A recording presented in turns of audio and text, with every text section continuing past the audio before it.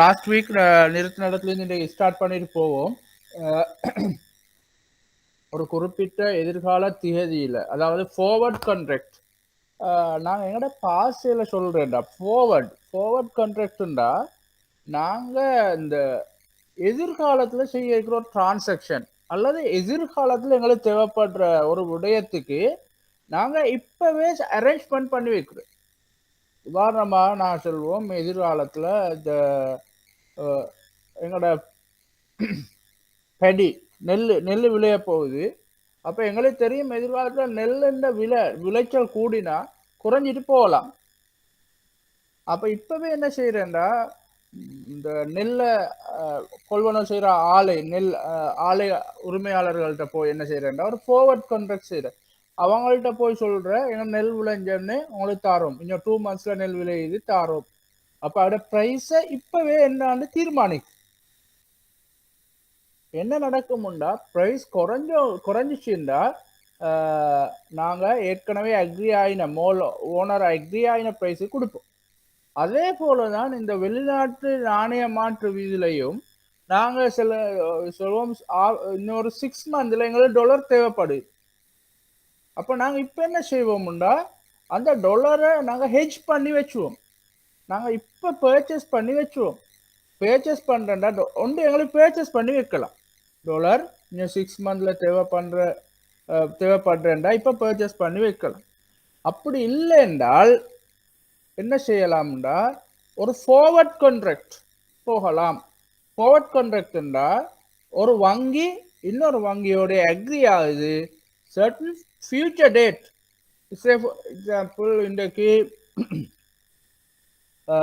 19th September, எங்களுக்கு தேவைப்படுது December, end of December இல்லாட்டி ஜனவரி 1st. ஜனவரி 1st எங்களுக்கு தேவைப்படுது ஒரு $5,000. பேங்க் ஏக்கு தேவைப்படுது $5,000. பேங்க் பி சொல்லுது எனக்கு சப்ளை பண்ணலாம், எல்லாம் தீக்குது, ஜனவரிக்கு உங்களுக்கு ஜனவரி 1st தரலாம். இப்போ என்ன செய்யுதுண்டா, பேங்க் ஏ யோசிக்குது ஜனவரி 1st ஆகிற நேரம் இந்த எக்ஸ்சேஞ்ச் ரேட் மிச்சம் கூடி போகலாம்னு ஒரு பேங்க் ஏ யோசிச்சா அது என்ன செய்யும்டா, பேங்க் பியோட பேசும், நான் ஜனவரியில் உங்கள்கிட்ட இருக்கிற $5,000 நான் வாங்குறேன், நாங்கள் இப்போ ஒரு அக்ரிமெண்ட்டு வருவோம், உடன்படிக்கைக்கு வருவோம் அல்லது உடன்பாட்டுக்கு வருவோம். அப்போ நான் அந்த டாலரை இந்த அமௌண்ட்டுக்கு இந்த பெர்சன்டேஜில் நான் உங்கள்கிட்ட வாங்குறேன், இந்த எக்ஸ்சேஞ்ச் ரேட்டில் வாங்குறேன். உதாரணமாக இப்போ 200 போகிறேன்டா டாலர், நான் 205க்கு வாங்குறேன் ஜனவரி. அப்போ பி பேங்க் என்ன செய்யும்டா, அதை அனலைஸ் பண்ணி பார்க்கும். அதை எதிர்பார்க்கும் என்னான்டா, ஜனவரி ஆனது 25 போகாது, 24, 23 தான். இப்போவே அக்ரி ஆகினா இந்த ஃபார்வர்ட் கான்ட்ராக்டில் என்ன பண்ணால் எனக்கு லாபமாக. இப்போ ஜனவரி டைமில் என்ன எக்ஸ்சேஞ்ச் ரேட் இருக்கும்ன்றதை வச்சு தான் அதோட லாப நட்டம் தீர்மானிக்கப்படும். ஆகவே அந்த ஒரு பார்ட்டி என்ன செய்யுதுண்டா, தண்ட பொசிஷனை தண்ட நிலையை கவர் பண்ணுது, ஹெட்ஜ் பண்ணுது, அடுத்த பார்ட்டியில் இருக்கிற அந்த டாலரை பர்ச்சேஸ் பண்ணு. ஆகவே இந்த இங்கே வந்து 2 பேர்டையும் வியூ டிஃபரெண்டாக இருக்கும், 2 பேர்டையும் வியூ வந்து டிஃபரெண்டாக இருக்கும். ஒரு ஆள் விக்ரால் யோசிப்பார், டாலரை ஃபார்வர்ட் கான்ட்ராக்ட்ல டாலரை விக்ரால் யோசிப்பார். ஜனவரி 2022ல் டாலரோட பெறுமதி 204 3 வாங்குற ஆள் யோசிக்கிறாரு 5க்கு மேலே போய், இப்போ நாங்கள் 5க்கு ஒரு அக்ரிமெண்ட் செய்வோம், ஒரு அக்ரிமெண்ட்டுக்கு வரதுதான் அந்த forward contract. A contractual commitment to buy or sell a specified amount of foreign exchange for a specified price at a specified future date. இங்கே பார்க்க வேண்டியது, குறிப்பிட்ட அளவு அமௌண்ட் குறிப்பிட்ட ஒரு திகதியில் குறிப்பிட்ட ப்ரைஸில் வாங்குறதுக்கு அக்ரி ஆகுறாங்க. இந்த 3 விஷயம் தான் இதுக்குள்ளால வருது. குறிப்பிட்ட ப்ரைஸ், குறிப்பிட்ட திகதியில் குறிப்பிட்ட அமௌண்ட்டை வாங்குறதுக்கு அக்ரி ஆகுறாங்க. இதைத்தான் நாங்கள் ஃபார்வர்ட் கான்ட்ராக்ட் என்று சொல்வோம். இந்த ஃபார்வர்ட் கான்ட்ராக்டை பொறுத்தவரையில நான் சொன்னேன் ஆரம்பத்துல சொன்ன மாதிரி அந்த பொசிஷனை ஹெட்ஜ் பண்றதுக்காக வேண்டி நடக்கலாம். ஒரு ஆளோட தேவை ஜனவரியில வருது தேவை, அந்த தேவையை பூர்த்தி செய்யறதுக்கு இப்பவே ஒரு அக்ரிமெண்ட் போடுது. ஏன்னா அந்த டேட் ஆகிற நேரம் ஒன்று டாலர் மார்க்கெட்ல இல்லாம கேளும், டாலரோட பிரைஸ் நிறைய கூடி போகலாம். அதே போல ஸ்பெகுலேட் இன் ஃபியூச்சர். ஒரு இன்வெஸ்டர் அவர் யோசிக்கிறாரு ஃபியூச்சர்ல போகும், இது 210 ஆகும். அப்ப என்ன மார்க்கெட்ல ஒரு ஆப்பர்ச்சுனிட்டிஸ் இருக்குது, எனக்கு வாங்கி வைக்கலும் இந்த டாலரை 100 அல்லது வாங்குறதுக்கான ஒரு அக்ரிமெண்ட் போகலாம் 105 110 போறேன் அவருக்கு நெட்டா 5 கிடைக்கும். இது ஸ்பெகுலேட் இன்வெஸ்டர்ஸ் அவங்க மார்க்கெட்ல இருந்து அந்த வருமானத்தை எதிர்பார்த்து இந்த நடவடிக்கை செய்யலாம். அவை ரெண்டு பர்பஸ்ல ஒரு ஃபார்வர்ட் கான்ட்ராக்ட் நடக்கலாம். ஒன்று தண்ட பொசிஷனை கவர் பண்றது, மற்றது அடுத்த விஷயம் என்னண்டா தண்ட எதிர்காலத்துல இதோட விலை கூடும் டார்கெட் பண்ணி அந்த ப்ராஃபிட்டை ஏர்ன் பண்றது. The forward rate is not a guess as what spot rate will be in future. ஆகவே ஃபார்வர்ட் ரேட் என்பது உண்மையில அது நாங்க கெஸ் பண்ணி எடுக்கிறதல்ல, ஜட்ஜ்மெண்ட்ல வாரதல்ல. அதை தாண்டி இதுக்கு ஒரு கல்குலேஷன் மெத்தட் ஒன்று, கல்குலேஷன் பேஸ்ட் ஒன்று, அதன் அடிப்படையில தான் இது பெறப்படுது.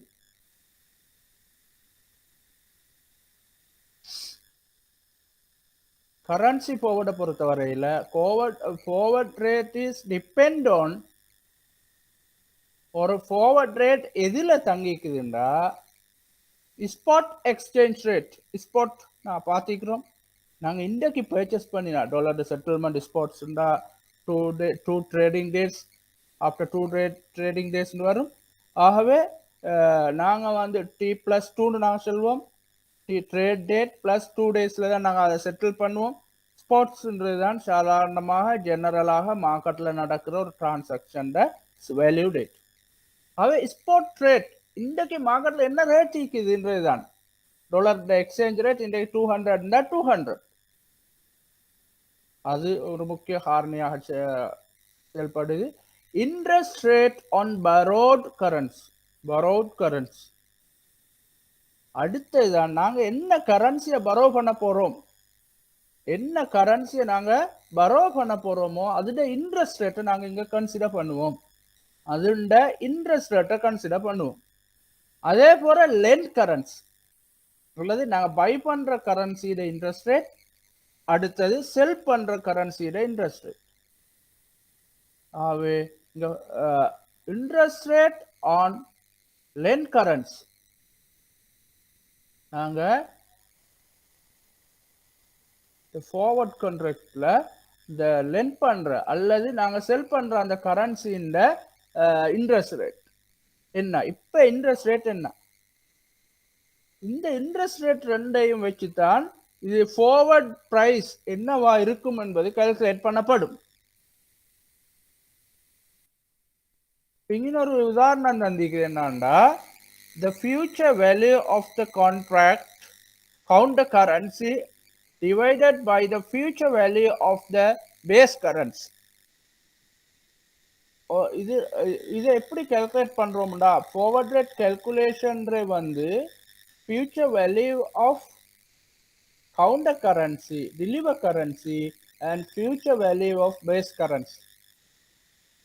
நாங்க கவுண்டர் கரன்சி பேஸ் கரன்சி பார்த்திக்கிறோம். ஸ்பாட் ரேட் எஸ்என்ற ஸ்பாட் ரேட், ஸ்பாட்ல என்ன விலையில ட்ரேட் ஆகுது. ஆர்சின்ற கோட்டட் கரன்சி, நாங்க என்ன கரன்சி அல்லது கவுண்டர் கரன்சி சொல்லுவோம்.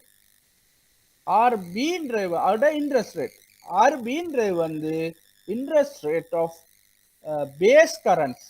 நாங்க யூஎஸ் டாலர்ஸ் எல்கேஆர் எடுத்தா யூஎஸ் டாலர்ஸ் எங்களோட பேஸ் கரன்சியா வரும், எல்கேஆர் கவுண்டர் கரன்சியாக வரும். நம்பர் ஆஃப் டேஸ், எவ்வளவு காலத்துக்கு நாங்க இந்த ஃபார்வர்ட் கான்ட்ராக்ட் செய்யறோம். டே கவுண்ட் பேசிஸ். இந்த டே கவுண்ட் பேசிஸை பொறுத்த வரையில யூஎஸ்டியில் இங்கே டே கவுண்ட் பேசிஸில் யூஎஸ்டியில் வந்து நான் தந்திருக்கிறேன் உங்களுக்கு 360, எல்கேஆர் 365. அதாவது யூஎஸ் மார்க்கெட்ல என்ன செய்யறாங்கன்னா ஒரு வருடத்துக்குரிய நாட்களை 360 கன்சிடர் பண்றாங்க. Only for market transaction, only for market calculations, price calculation போன்ற விஷயங்களுக்கு அவங்க இந்த இதுல ஃபார்வர்ட் கான்ட்ராக்ட்ல, கரன்சி ஃபார்வர்ட் கான்ட்ராக்ட்ல யூஎஸ்ல ஒரு வருஷத்துக்குரிய நாட்களோட எண்ணிக்கையை வந்து 360. இதுல சில ஈஸியாக இருக்குது. ஒரு குவார்ட்டர் வார நேரம் ஆக்சுவலா எத்தனை நாள்னு கால்குலேட் பண்ண தெரியல. ஒரு குவார்ட்டர் இருந்தா 90 எடுப்பாங்க, ஹாஃப் இயர் இருந்தா 180 எடுப்பாங்க. அதே போல எல்கேஆரை பொறுத்தவரையில இவங்க ஒரு வருடத்துக்குரிய உண்மையான 365 நாட்களையும் எடுக்கிறாங்க. அவை இதை அப்ளை பண்ற நேரம் இதை நாங்க இப்ப பார்க்க போறோம். இதோட ஸ்பாட் ரேட் எங்களுக்கு தெரியும். இங்கே ஒவ்வொன்றையும் அப்ளை பண்ணுவோம். ஆர்சின்ற நேரம் அந்த கவுண்டர் கரன்சின்ற இன்ட்ரெஸ்ட் ரேட் இன்டு எத்தனை நாளைக்கு நாங்க இதை செய்ய போறோம், இந்த டிரான்சாக்சனை எத்தனை நாளைக்கு எத்தனை நாட்களுக்கு செய்ய போறோமோ அத்தனை நாட்களோட டேஸ். அதே பிறகு 100 இன்டு அனுவல், அந்த வருடத்துல எத்தனை நாள் இருக்குது. நாங்க இங்க பாக்குறது வந்து கவுண்டர் கரன்சி. ஆகவே எங்களோட கவுண்டர் கரன்சி படி எல்கேஆர் நாட்கள் வந்து 365. அதே போல இங்கே வந்து 1 பிளஸ் ஆர்பின்ற வந்து பேஸ் கரன்சி இன்டு டி. இந்த 2 டியும் ஒரே வித்தியாசத்தான் சொல்லும் எத்தனை நாட்களுக்குன்றது. அதே போல 100 இன்டு டி, 100 இன்டு டி. இந்த டியை பொறுத்த வரையில பேஸ் கரன்சி இந்த annual consideration, annual day consideration.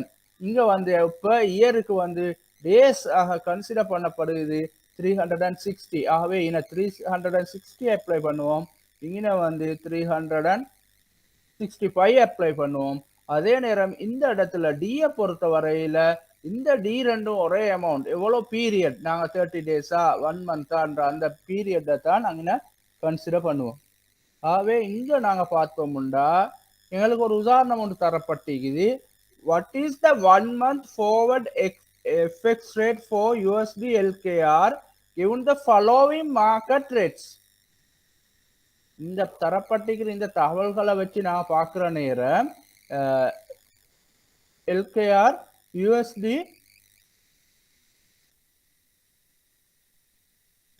எங்களுக்கு தெரியும் ஸ்பாட் ரேட். நாங்க இந்த டிரான்சாக்ஷன் நார்மலா செஞ்சா 132.50 வருது. 1 month interest rate in US 1% per annum. Actual day count 360. Actual வந்து இங்க வந்து அந்த ஆக்சுவல் எவ்வளவு காலம் 1 month, அந்த 1 month உடைய காலத்தான் சொல்லுது. ஆகவே இன்னும் வந்து 1 month LKR interest rate is 6.630 per annum. Actual 365. Trading date வந்து January 18. Spot date 20th January. Maturity date, இந்த transaction February தான் maturity ஆகும். இந்த transaction maturity date வந்து February ஆயிக்கும். அவை இங்க forward contract செய்யற நேரம் இங்க வந்து என்ன நடக்குறா, இப்ப இவங்க இன்றைக்கு டாலரை வாங்குறாங்க, ஸ்பாட்ஸ்ல வாங்குறாங்க. 20ஆம் தேதி வாங்கினா அந்த டாலரை அந்த forward contract இங்க வந்து இந்த 20ஆம் தேதி தான் ஸ்பாட் டேட்டாக இந்த டிரான்சாக்ஷன் கால்குலேட் பண்ணப்பட்டு. ஆகவே February 20 தான் அதோட மெச்சூரிட்டி டேட். இதை நாங்க ஃபார்வர்ட் கான்ட்ராக்ட வந்து இப்படி பார்த்தோம்டா, அதாவது ஒரு கரன்சி இண்டே வாங்குறோம், திருப்பி அங்க ஃபார்வர்ட் டேட்ல திருப்பி கொடுக்குறோம். அப்படி இல்லாம நாங்க ஒரு ஃபார்வர்ட் அக்ரிமெண்ட் போறோம், இந்த டேட்ல வாங்குறோம், அந்த கரன்சியை இந்த டேட்ல வாங்குறோம். நாங்க வாங்குற டேட் இங்க வந்து 20 February. February எடுத்தோம்டா எத்தனை நாளைக்கு, ஜனவரி 20 February 20 வரைக்கும் எங்களுக்கு எத்தனை நாளைக்கு, number of days between January 20th and February 20th 31. அவை இதுதான் எங்களுக்குரிய தகவல்கள். இத தகவல்களை வச்சு நாங்க எடுத்துக்கிறோம் ஸ்பாட் ரேட், 132.50 ஸ்பாட்ல நாங்க வாங்கினா 132.50 வாங்கலாம். இது வந்து என்னோட கவுண்டர் கரன்சி இன்ட்ரெஸ்ட் ரேட் 6.3. ஆர்பி பேஸ் கரன்சி வந்து 1%. டி எங்களோட டேஸ் நம்பர் ஆஃப் டேஸ் வந்து 31. டேஸ் ஆஃப் கவுண்டர் கரன்சி அவங்க டே கவுண்டிங் மெத்தட் வந்து 600. எல்கேட டே கவுண்டிங் மெத்தட் வந்து 365. டே கவுண்ட் ஆஃப் பேஸ் கரன்சி 306. இதை நாங்கள் என்ன செய்வோம்னா ஒரு ஃபார்முலாவுக்கு அப்ளை பண்ண போறோம்.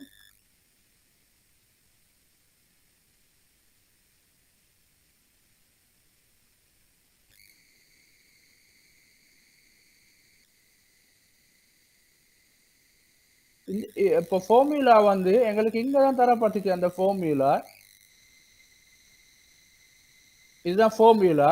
இதுல ஆர்சி இன்டு ஆர்டின்ற வந்து கவுண்டர் கரன்சி அடுத்து எத்தனை நாளைக்கு தான் இந்த டிரான்சாக்ஷன் நடக்குதுன்ற நேரம் நான் இங்க எக்ஸ்பிளைன் பண்ணிக்கிறேன். இது கவுண்டர் கரண்ட் இன்ட்ரெஸ்ட் ரேட் வந்து 6.3 into 31 days divided by 100 into 365. 100 into 365. அப்ப எங்களுக்கு தெரியும் 1 plus interest rate and the counter currency LKR interest rate வந்து 6.3 into 31 divided by 100 into 365. ஆகவே இங்க வந்து 1 plus 1%. இது USD இன்ட்ரெஸ்ட் ரேட் வந்து USD எத்தனை எடுத்துக்கிறோம் 1% into 31 days number of days இது சேம் D அந்த D வந்தது. உங்களுக்கு இங்க ஃபார்முலாவை பார்த்தா விளங்கும். இப்போ இந்த பாட்டை தான் நாங்கள் இப்போ பார்க்குறோம். இது D ரெண்டும் ஈக்குவல். அது இது வந்து USD இன்ட்ரெஸ்ட் ரேட்டாக நாங்கள் கன்சிடர் பண்ணிக்கிறோம் 1. அதை டிவைடட் பை 100 into 360. 100 into 360. அப்போ எங்களுக்கு ஆன்சர் வரும் 133.09. இன வந்து எங்களோட ஸ்பாட் ரேட் இருக்குது 132.50. நாங்கள் ஃபார்வர்ட் ரேட்டாக கன்சிடர் பண்ணுறோம் 133.09. 130.09. அப்போ இங்கே எங்களுக்கு டிஃபரெண்ட் இருக்குது ரெண்டுக்கும் இடையில 0.59. இதை நாங்கள் செல்வோம் basis point 59 basis point 59 basis point 100 basis point equal 1%. ஆகவே எங்களுக்கு டிரான்சாக்ஷன்ல இந்த ஃபார்வர்ட் கான்ட்ராக்ட்ல நாங்க பே பண்ற பிரீமியம் வந்து 59 பேசிஸ் பாயிண்டாக நாங்க கன்சிடர் பண்ணுவோம்.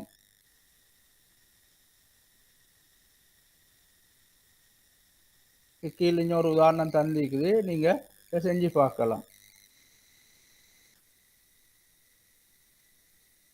முன்னோக்கிய வீதங்கள் மற்றும் வட்டி வீதங்கள் forward rates and interest rate. Base currency interest rate இங்கே வந்து என்னண்டா நான் பார்க்கணும். இந்த முக்கியமான ஒரு விஷயத்த நான் சொல்ல வரோம். பேஸ் கரன்சியோட இன்ட்ரெஸ்ட் ரேட்டா நாங்கள் எடுத்துக்கிறோம் 1. கவுண்டர் கரன்சியோட இன்ட்ரெஸ்ட் ரேட் வந்து 6.3. ஆகவே எங்கள்ட இங்கே ப்ரைஸை பார்த்தா, அதாவது ஃபார்வர்ட் ப்ரைஸை பார்த்தா இதில் வந்து ஃபார்வர்ட் ப்ரைஸ் வந்து 132.50 ஆகிக்கிறது. 133.09 ஆகிக்குது. அதாவது 0.59 அல்லது 59 பேசிஸ் பாயிண்டால கூடி.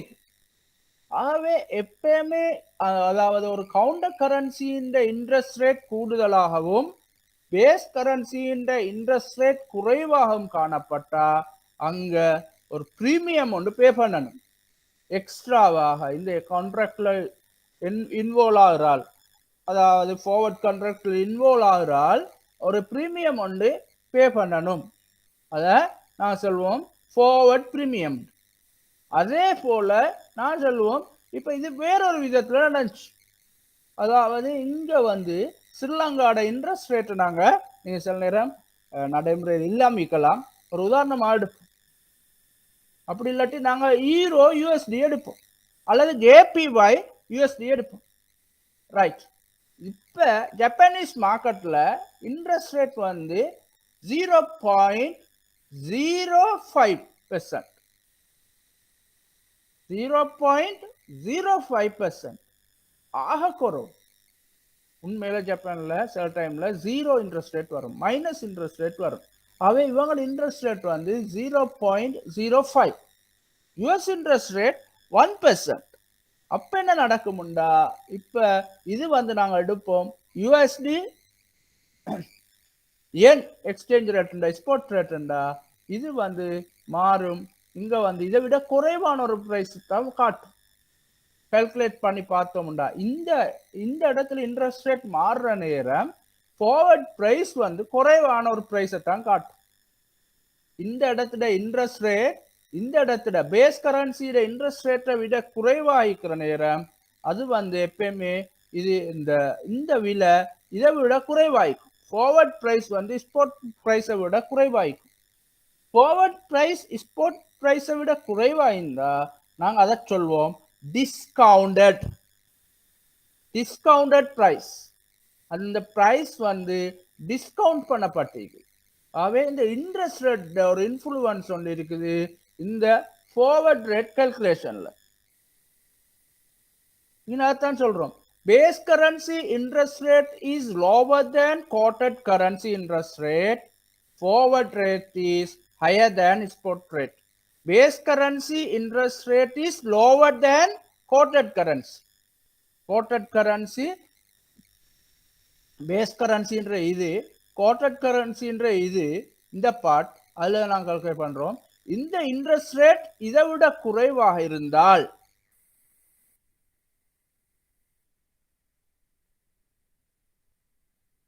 இந்த இன்ட்ரெஸ்ட் ரேட் அதனை விட குறைவாக இருந்தா நான் சொல்வோம், அதாவது முன்னோக்கிய வீதம் ஸ்பாட் வீதத்தை விட அதிகமாகும். ஸ்பாட் ரேட்டை விட ஃபார்வர்ட் ரேட் கூடுதலாக காணப்படும். அதே போல base currency interest rate, base கரன்சியின் இன்ட்ரெஸ்ட் ரேட் கூடுதலாகவும் கோட்டட் கரன்சியின் இன்ட்ரெஸ்ட் ரேட் குறைவாக காணப்பட்டா base currency interest rate is higher than quoted currency rate, forward rate is lower than spot rate. Forward price வந்து, ஃபார்வர்ட் எக்ஸ்சேஞ்ச் ரேட் வந்து spot ரேட்டை விட குறைவாய்க்கும். அதான் நான் மேல விளங்கப்படுத்தினேன். Forward exchange rate.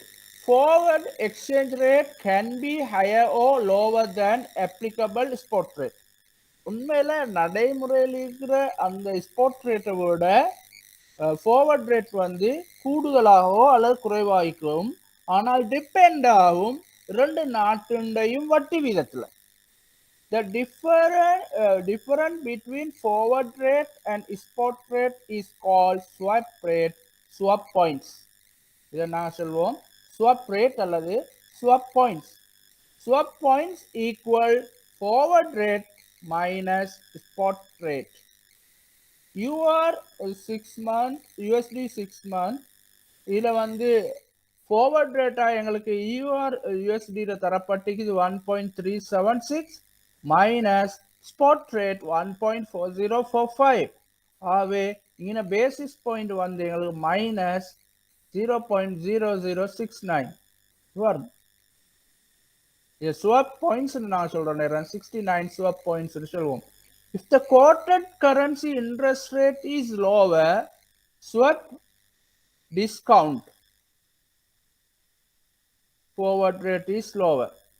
அதாவது quoted currency interest rate வந்து பேஸ் கரன்சியை விட குறைவாயிருந்தா அது வந்து அந்த swap வந்து டிஸ்கவுண்ட் ஆகும், அல்லது ஃபார்வர்ட் ரேட் வந்து குறைவாய்க்கும், ஃபார்வர்ட் ரேட் வந்து டிஸ்கவுண்ட் ஆகிக்கும் சொல்லுவோம். Swap points are negative and the base currency is at a discount. If the quoted currency interest rate is higher than swap premium, higher quoted currency interest rate கூடுதலாயிருந்தா நான் பார்த்தோமா LKR interest rate 6.35 என்னமோ, ஆனால் US dollars 1 அந்த இடத்துல swap premium ஒன்று வரும். Forward rate is the rate higher. Swap points are positive and the base currency is at a premium. Base currency வந்து premium priceல trade ஆகுது. இது வந்து என்ன எங்களுக்கு தரப்பட்டிருக்குது. சப் பாயிண்ட்ஸை நாங்கள் எப்படி கால்குலேட் பண்ணுறது.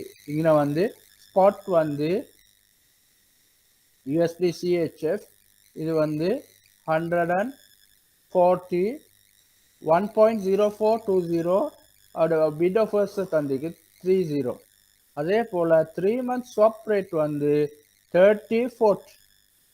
அப்போ 3 month அவுட்ரைட் ஃபார்வர்ட் வந்து ஃபார்வர்ட் ப்ரைஸ் வந்து 1.0450 அதோட பிட் ப்ரைஸ் அவங்க வாங்க ரெடியா இதை யார் ஆஃபர் பண்ணாங்களோ அவங்க வாங்க ரெடியா இருக்கிற இந்த ஷாப்ல வாங்க ரெடியா இருக்கிற விலை வந்து 1.0450.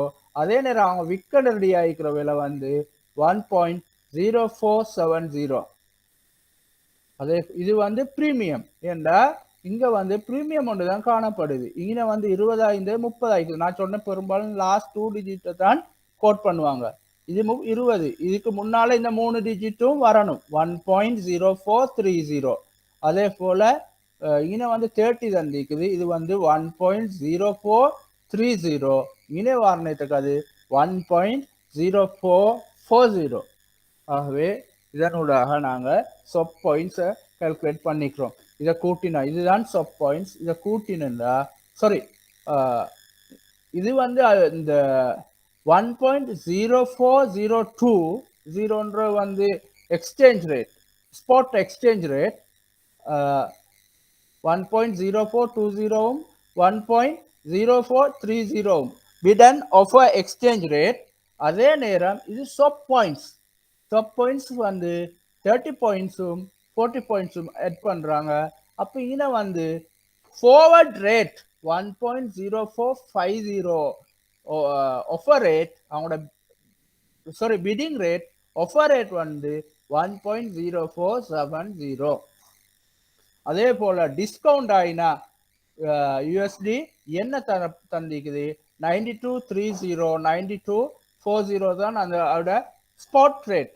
இதுக்கு என்ன செய்யறேன்டா 3 month ஸ்வாப் வந்து ஸ்வாப் பாயிண்ட்ஸ் ஸ்வாப் ரேட் வந்து இன்னும் வந்து 1.50 1.30 ஏண்டா இது டிஸ்கவுண்ட் ஆகிக்குது. இந்த டிஸ்கவுண்ட் தந்திக்குது. எந்த பெறுமதி வந்து கூடுது எந்த சாரி என் market interest Japanese market interest rate வந்து குறைவாயிடுச்சு. ஆகவே இதை வந்து 1.50 1.30 இந்த பிரீமியத்தை நாங்கள் இதிலிருந்து கழிக்கிறோம். ஸ்பாட் ரேட்லேருந்து டிஸ்கவுண்டட் ஆகின ஒரு ஃபார்வர்ட் அக்ரிமெண்டா நாங்கள் அந்த ஸ்வாப் ரேட் அங்கே இரண்டு கழிப்போம். அப்போ எங்களோட குவார்டர் 3 month குவார்டர் ப்ரைஸ் வந்து 90.80. அதே போல் 9110 91.10 அந்த bid and offer price forward market rate வரும். என்ன கால்குலேஷன் ஒன்று தரப்பட்டிருக்குது. ஸ்பாட்ஸ் USD LKR இப்போ 200 போயிட்டு உதாரணத்துக்கு எடுத்துக்கிறோம் 130.55 அதோட ஸ்பாட்ஸ் செல்லிங் ரேட். அவங்க பை பண்ண இதை ஆஃபர் பண்ண பார்ட்டி என்ன செய்கிறாங்கன்னா இந்த ரேட்டில் டாலரை பை பண்ண ரெடி ஆகிக்கிறாங்க 130.55. விற்க ரெடி ஆகிக்கிறாங்க 130.60. இப்போ 6 month ஸ்வாப் கொண்டு போகிறாங்க LKR USD. 6 month ஸ்வாப்பு போகிற நேரம் பேசிஸ் பாயிண்ட் வந்து 200 and 250. இங்கே வந்து என்னண்டா இது 200 215 டிரெக்டாக தந்தாங்கண்டா ஏழு தெரியும் ஸ்ரீலங்காவோட இன்ட்ரெஸ்ட் ரேட் வந்து US இன்ட்ரெஸ்ட் ரேட்டை விட கூடுதலாய். அதாவது கவுண்டர் கரன்சியின் இன்ட்ரெஸ்ட் ரேட் பேஸ் கரன்சியின் இன்ட்ரெஸ்ட் ரேட்டை விட கூடுதலாய். ஆகவே at what rate can buy $6 month forward 6 month forward dollar buy பண்ணலும் நாங்கள் பை பண்ண போகிற நேரம் இவங்க விற்க ரெடி ஆகிக்கிற இதுதான் 130.60. இதுதான் அவங்களோட செல்லிங் ப்ரைஸ். இது அவங்களோட பையிங் ப்ரைஸ் ப்ளஸ் அவங்களோட செல்லிங் பேசிஸ் பாயிண்ட் வந்து ஸ்வாப் பாயிண்ட்ஸ் வந்து 215. ஆகவே 2.15 எங்களோட ஈக்குவல் ஆஃப்டர் 6 month அதாவது ஃபார்வர்ட் ப்ரைஸ் வந்து அவங்க செல் பண்ண ரெடி ஆகிக்கிற வந்து 132.75.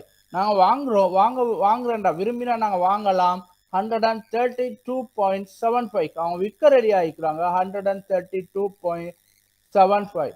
At what rate can you sell? அப்ப அவங்க வாங்க இருக்கிற ரேட் தான் 130.55 பிளஸ் 200 பேசிஸ் பாயிண்ட். ஆகவே அவங்க வாங்க ரெடி ஆகிக்கிற ரேட்டை வந்து 132.55. இதை கூட்டினா 132.55.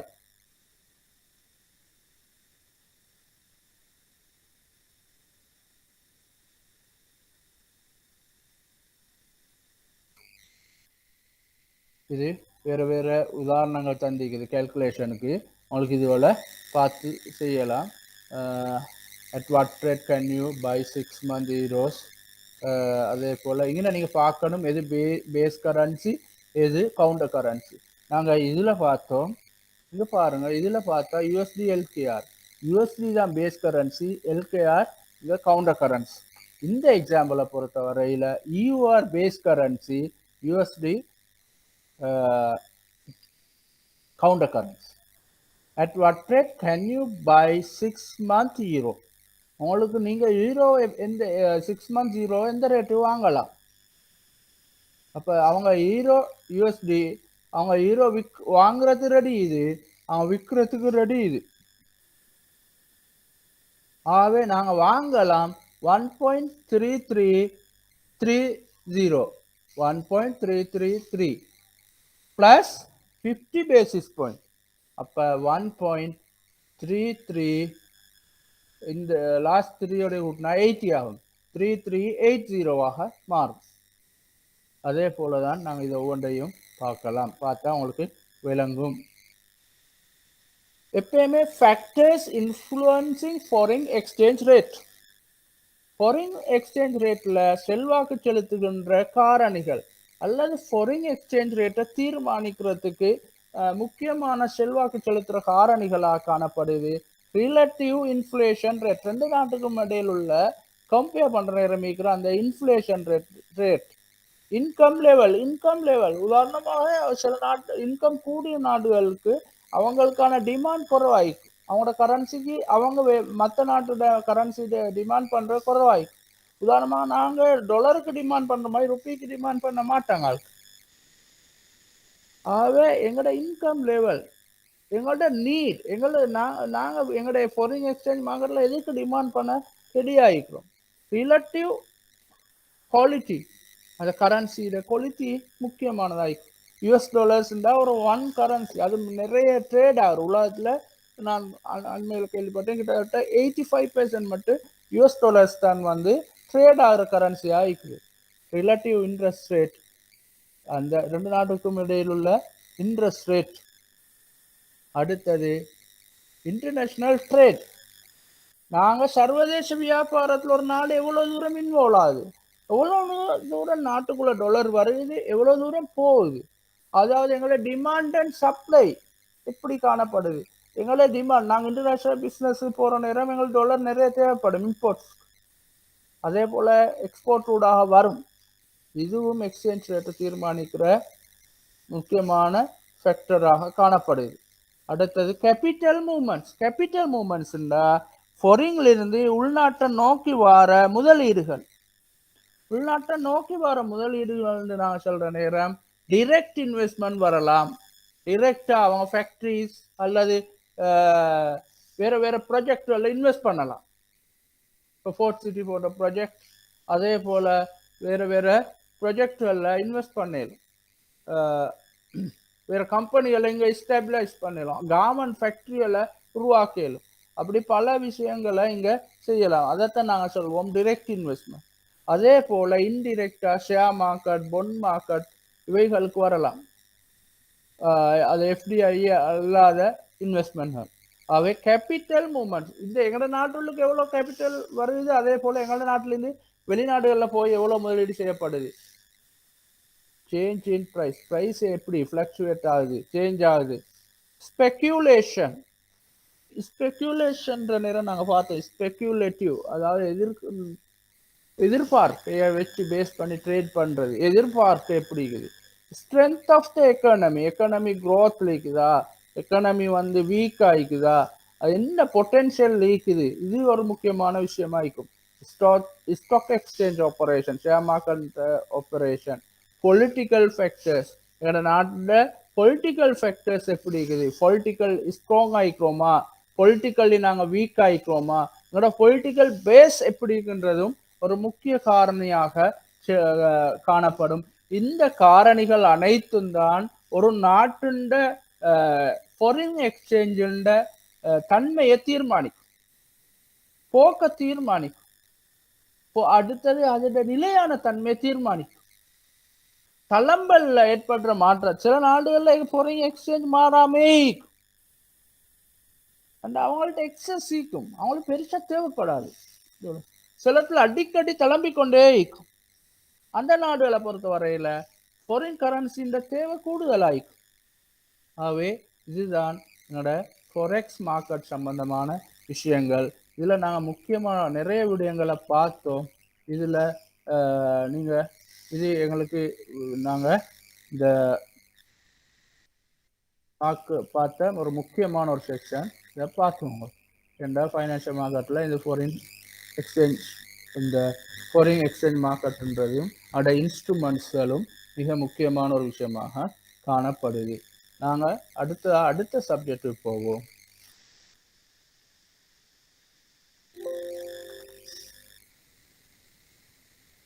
இதில் எதுவும் டவுட் இருக்குது அவங்களுக்கு?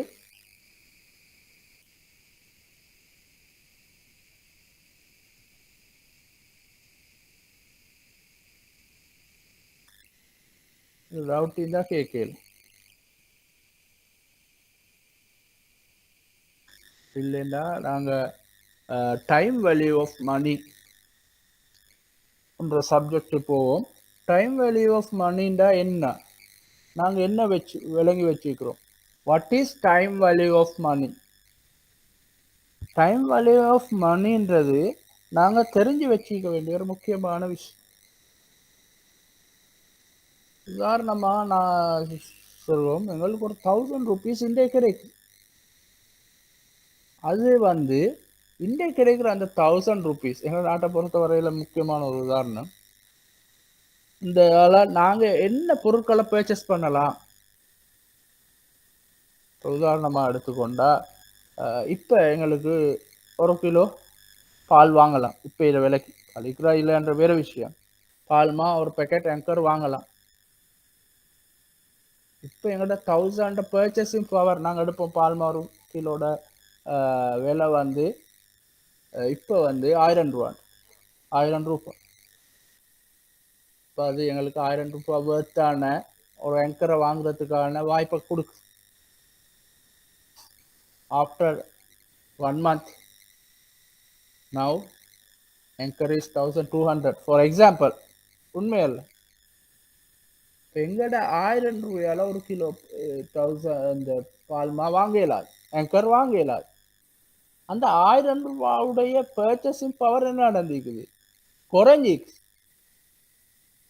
இப்போ எங்களுக்கு இப்போ 1 மாசத்துக்கு பிறகு ஆங்கர் வந்து அப்படி நடக்கிறத நான் சொல்ல வரல, ஒரு உதாரணமா சொல்றேன்.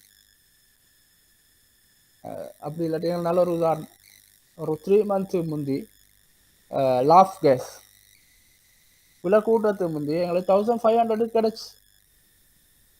இப்போ லாஃப் கேஸ் 1750 எடுப்போம். எனக்கு சரியான விலை சரியா தெரியாது, கூடிட்டு 1500 அந்த டைம்ல கிடைச்சது. எங்களுக்கு ஒரு லாஃப் கேஸை வாங்கலாம். 3 months முதல்ல 1500 கிடைச்சிது. ஆனா இப்ப அதே 1500 கிடைச்சா ஒரு லாஃப் கேஸ் எங்களுக்கு வாங்க, லாஃப் கேஸ் இந்த கேஸ் வாங்க இயலாது, கொள்வனை பர்ச்சேஸ் பண்ண இயலாது. அப்ப அந்த 1500 எங்களுக்கு இண்டே கிடைக்கிற வேர்த்தா இதுக்கு முந்தி 3 மாதத்துக்கு முதல்ல கிடைச்சி இந்த வேர்த்தம். இதைத்தாம்பா ஒரு நாணயத்துண்ட இந்திய பெருமதி என்ன, அந்த நாணயம் முன்னால இன்னொரு 1 month பிறகு கிடைச்சா எங்களுக்கு என்ன பெருமதி? ஒரு பர்ச்சேசிங் பவர் தான் இதுல முக்கியமான விஷயம். அந்த நாணயத்தோட பர்ச்சேசிங் பவர்ல என்ன நடக்குதுன்றதுதான் மிக முக்கியமான ஒரு விடு. ஆகவே இந்த டைம் வேல்யூ அதே போல நான் பார்க்குறோம் ரெண்டு விஷயத்துல முக்கியமா பார்ப்போம் time value. Future cash flow present value. எங்களுக்கு ஃபியூச்சர்ல கிடைக்கிற கேஷ் ஃப்ளோட இன்றைய பெறுமதி என்ன ஆஃப்டர் 1 இயர், அடுத்த 1 இயர் 2 இயர் 3 இயர்ஸ் வரைக்கும் கேஷ் வருது. அப்ப அந்த கேஷ் வார நேரம் ஒரே அளவான கேஷ் வருது, ஆனா அதோட பெறுமதி வித்தியாசப்படும், ஒரே பெறுமதியை காட்டாது. உதாரணமாக இன்றைக்கு ஒரு 1000 ரூபாய் வாரதும் ஆஃப்டர் 1 இயர் பிறகு 1000 ரூபாய் வாரத்துக்கும் இடையிலான ஒரு வித்தியாசம் காணப்படும். ரெண்டுக்கும் இடையில ஒரு வித்தியாசம் காணப்படும். அது பேச்சஸின் பவர்ல உள்ள வித்தியாசம் தான் அது. ஆகவே எங்களுக்கு 5 வருஷத்துக்கு தொடர்ந்து 1000 ரூபாய் படி வருமுண்டா, எங்களோட அந்த 5 வருஷத்தை பிறகு கிடைக்கிற அந்த 1000 ரூபாவும் இன்னைக்குரிய 1000 ரூபாவையும் பார்த்தா ரெண்டும் டோட்டலி பொறுமதியில வித்தியாசம். ஆகவே பிரசன்ட் வேல்யூ என்ன, அந்த 5 வருஷத்துக்கு பிறகு கிடைக்கிற 1000 ரூபாயோட பிரசன்ட் வேல்யூ என்னாண்டு, இந்தியோட பெருமதி என்னாண்டு பார்க்குற ஒரு விஷயம். அதே போல ஃபியூச்சர் வேல்யூ இந்த 5 வருஷத்துக்கு பிறகு நான் ஒரு இன்வெஸ்ட்மெண்ட் செஞ்சா அதோட வேல்யூ என்ன, ஃபியூச்சர்ல என்ன வேல்யூன்றத நாங்க இந்த ரெண்டு விஷயத்தையும் தான் பார்க்க போறோம். இதுல முக்கியமாக present value and future value. அதே பிறகு நாங்க annuity பேமெண்ட் ஒன்று கொடுப்போம். சில பர்ச்சேசிங் பர்ச்சேஸ் அல்லது எதுவும் பர்ச்சேஸ் பண்ணா annuity ஒவ்வொரு மாசம் நாங்க பே பண்ணி கொண்டு வர்றது, அதுவோட வேல்யூவையும் நாங்க பார்ப்போம் இந்த செக்ஷனுக்குள்ளால. Right. The question of finance, the question of finance. Congratulations, you have won a cash prize. There are 2 optional payment schedule. நீங்க ஒரு கேஷ் வின் பண்ணிக்கிறீங்க, எங்களுக்கு ஃபர்ஸ்ட்டுக்கு தரப்பட்டிருக்குது, ஒரு ஆள் ஒரு கேஷ் வின் பண்ணிக்கிறாரு. 2 ஆப்ஷன் இருக்குது. ஒன்று ரிசீவ் 100,000 now, இப்போ உங்களுக்கு 1,00,000 கிடைக்கும்.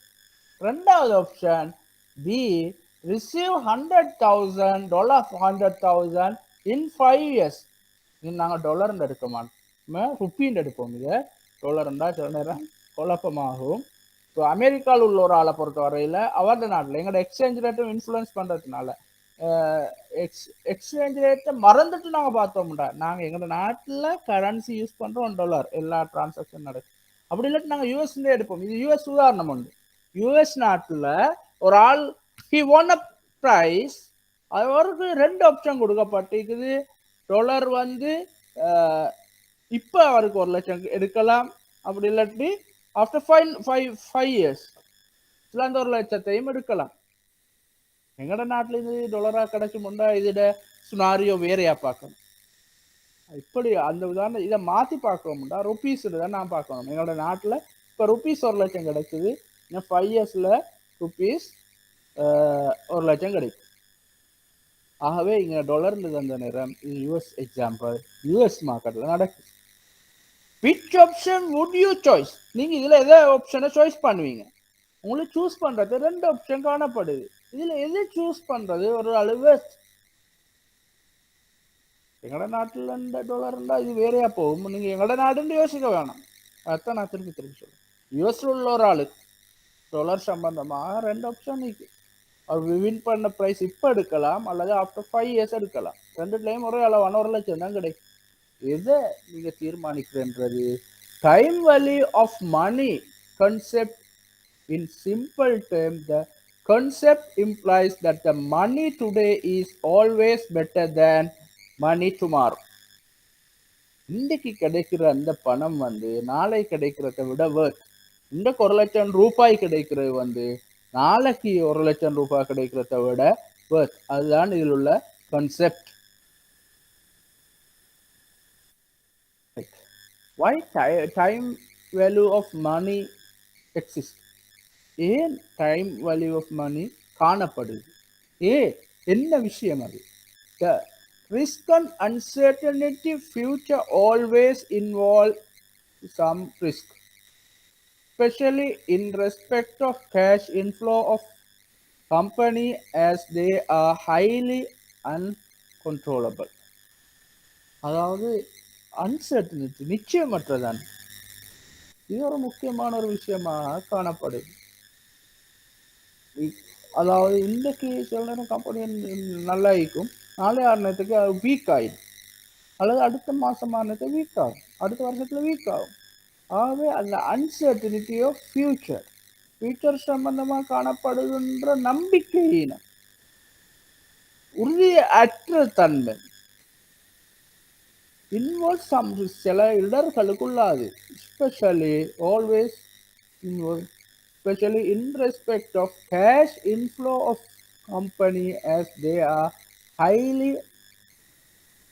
uncontrollable. அந்த ஒரு கம்பெனியோட கேஷ் ஃப்ளோ வந்து கட்டுப்பாட்டுக்குள்ளால கண்ட்ரோல் பண்ண முடியாது, அல்லது ஒரு அதோட வியாபாரம், அதோட ட்ரேன் ஓவர், அதுக்கு வர கேஷ் ஃப்ளோ அவங்களோட கண்ட்ரோலுக்கு அப்பாற்பட்டதாக காணப்படுது. ஆகவே அங்க ஒரு இடர் காணப்படுது. அந்த இடரை பார்க்குற நேரம், அந்த ரிஸ்கை பார்க்குற நேரம், இது டைம் வேல்யூ ஆஃப் மணி முக்கியம் பெறுது.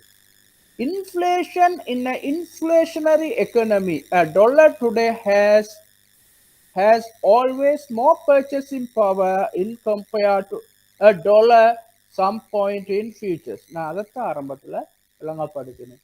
அதாவது எங்கள்ட 1000 ரூபாயோட இன்றைக்கு ஒரு பால் பாக்கெட் எங்களுக்கு வாங்கியல்முண்டா, ஆஃப்டர் 6 months அந்த 1000 ரூபாய் எங்களுக்கு கிடைச்சிருந்தா, சில நேரம் இந்த 1 கிலோ வாங்கினா ஆஃப்டர் 6 months 1 கிலோ வாங்கலாமே, எங்களுக்கு அது வாங்குறதுக்கான பணம் போதாமிக்கும் அந்த 1000 ரூபாய். அதுதான் அந்த இன்ஃப்ளேஷன். இன்ஃப்ளேஷன்ன்றது உங்களுக்கு தெரியும், தொடர்ந்தேர்ச்சியாக ஒரு நாட்டுண்ட பொது விலை மட்டங்கள் கூடிக்கொண்டு போறதுதான் இன்ஃப்ளேஷன்.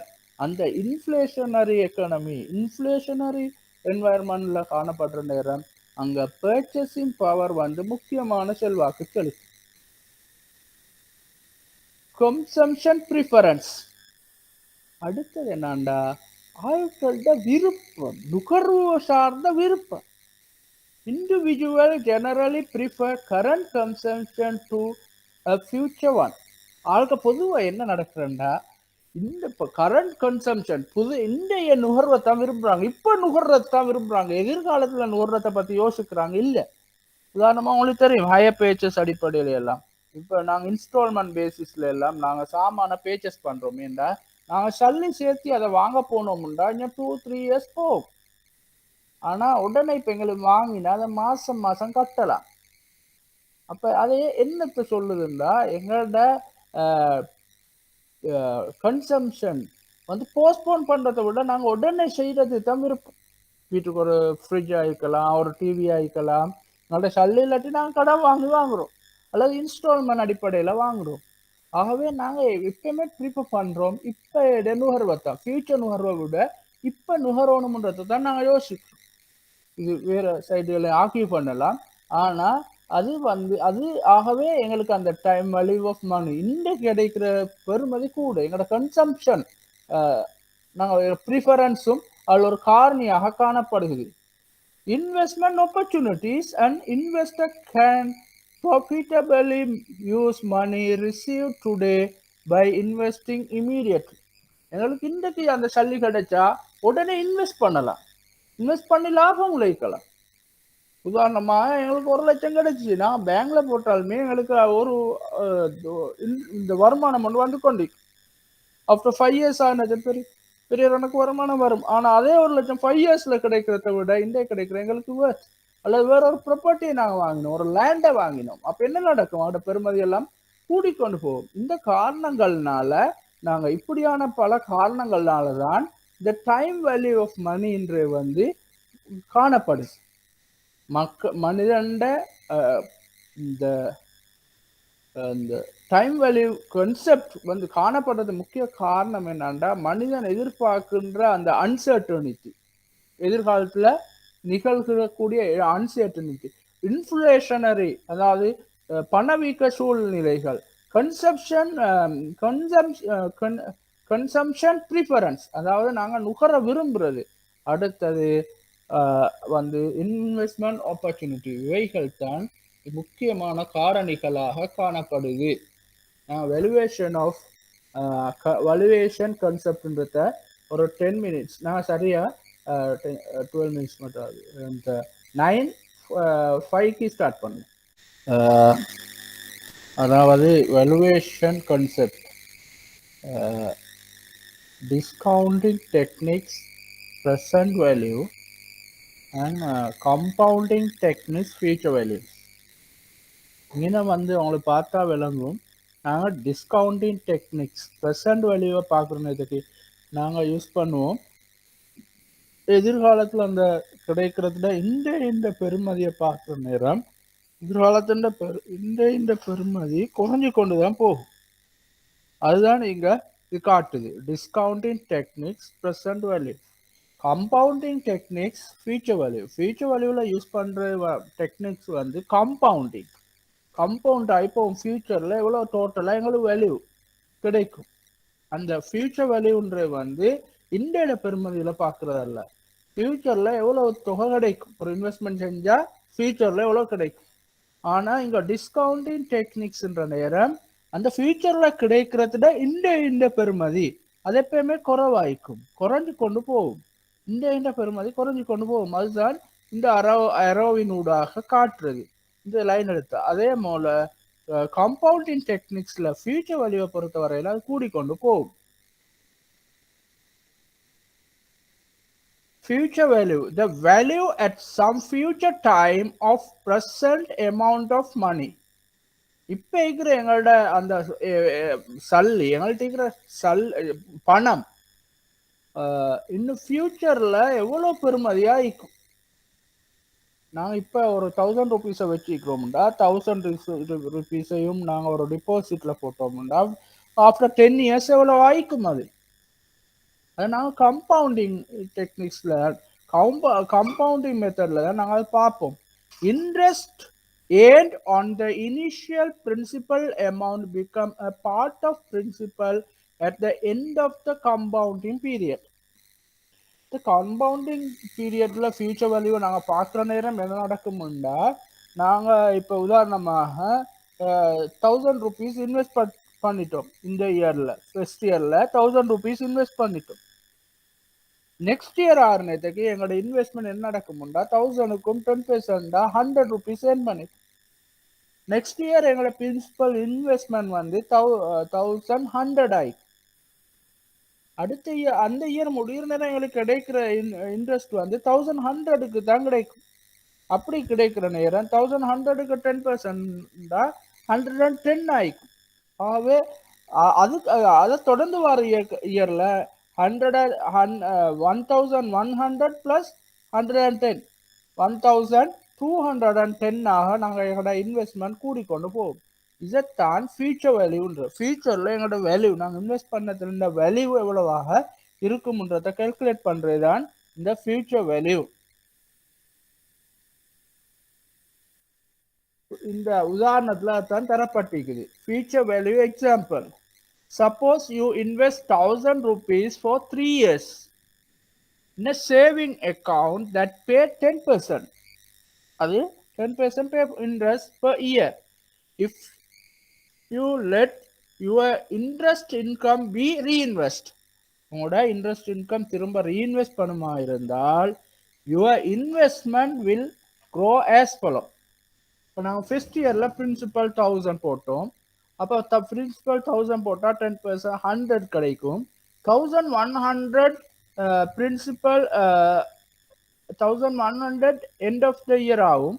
அதை நாங்கள் திரும்ப இன்வெஸ்ட் பண்ணுறோம். பிரின்சிபல் செகண்ட் இயரில் நாங்கள் அதை இன்வெஸ்ட் பண்ணுறோம் 1100.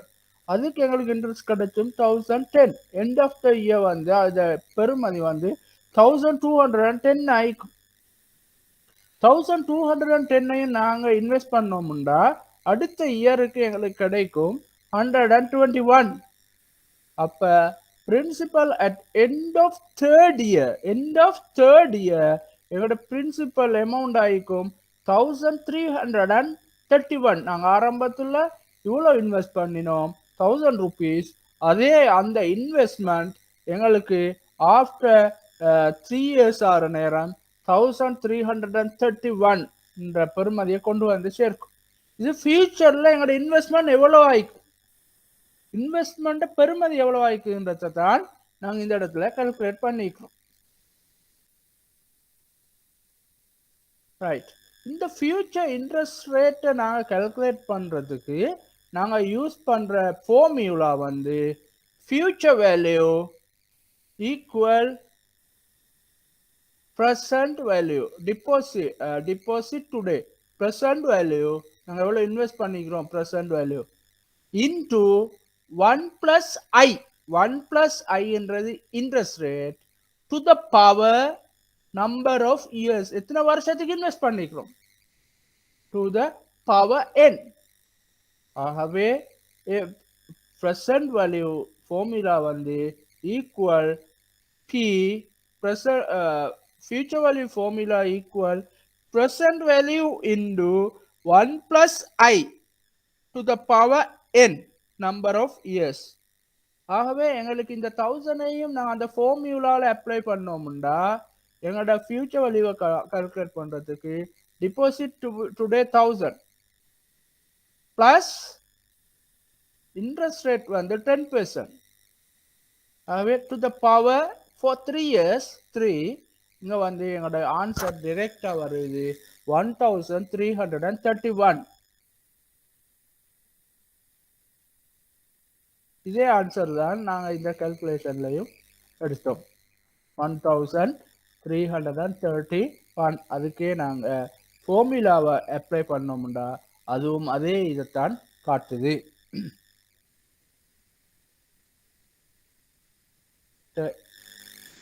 A LKR in hand today is worth more than a LKR to be received in future because if you had it now, you could invest it in interest and end up with more than in future.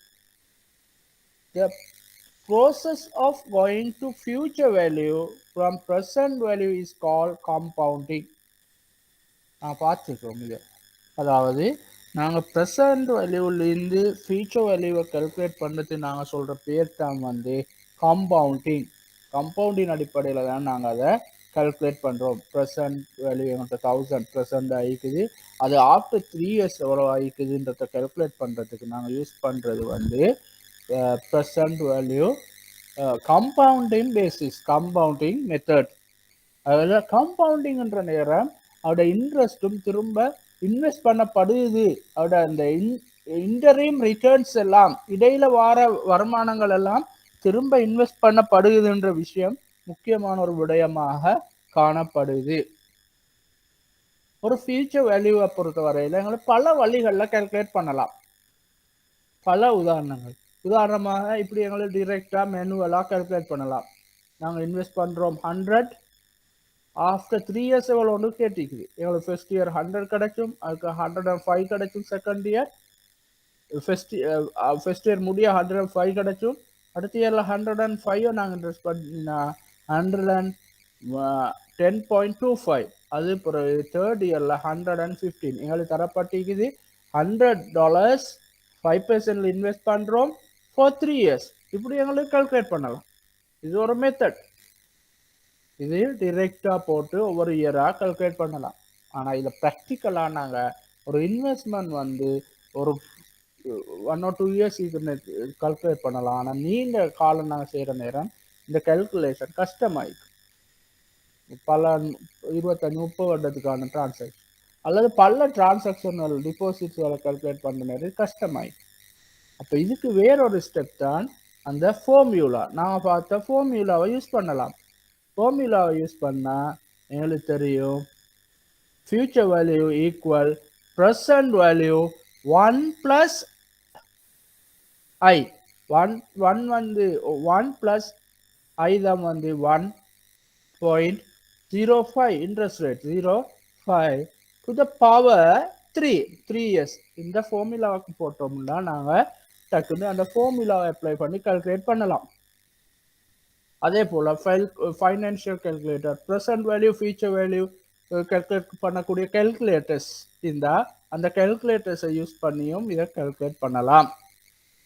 Calculators use பண்ணி calculate பண்ணலாம். அப்படி calculate பண்ணாலும் இதே தான் வரும் விட.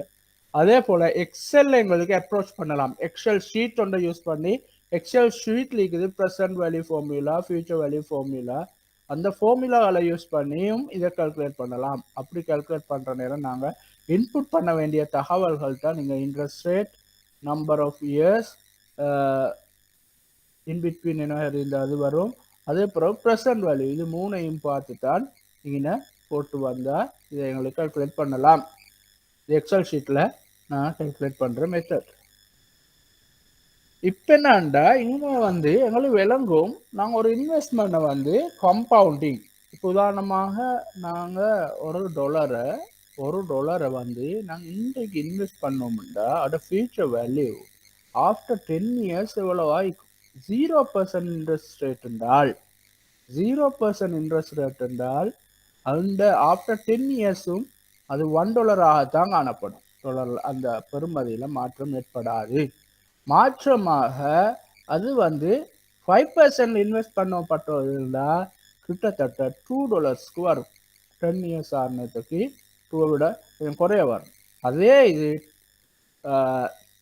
அதே $1 வந்து 10% இன்வெஸ்ட் பண்ணா அதோட பெறுமதி $2 விட கூடுதலாயிக்கும் ஆஃப்டர் 10 இயர்ஸ். அதே போல அது வந்து 20% இன்வெஸ்ட் பண்ணப்பட்டுச்சுன்னா மிச்சம் பெருந்தொகையாக மாறும் ஆஃப்டர் 10 இயர்ஸ் ஆனது. ஆகவே இது வந்து இன்ட்ரெஸ்ட் ரேட் எப்படி கூடுதோ கூட கூட கூட அது இந்த பெருமதி அது ஃபியூச்சர் வேல்யூ வந்து கூடிக்கொண்டு போகும். ஆகவே அப்போ இன்ட்ரெஸ்ட் ரேட் நாங்கள் 20% இன்வெஸ்ட் பண்ணால் எங்களோட இந்த ரிட்டர்ன் வந்து இவ்வாறாக காணப்படும். அதே 0% இன்வெஸ்ட் பண்ணோம்னா பெருமதியில் எந்த மாற்றமும் வராது. ஆகவே இந்த இந்த கிராஃபினூடாக அதான் நாங்கள் காட்ட முயற்சிக்கிறோம். இப்போ ஒரு உதாரணம் தரப்பட்டிருக்குது. செமி அணு எங்களுக்கு 1000 rupees தரப்பட்டிருக்குது, 100 rupees தரப்பட்டிருக்குது. இந்த 100 rupees நாங்கள் இன்வெஸ்ட் பண்ணுறோம்.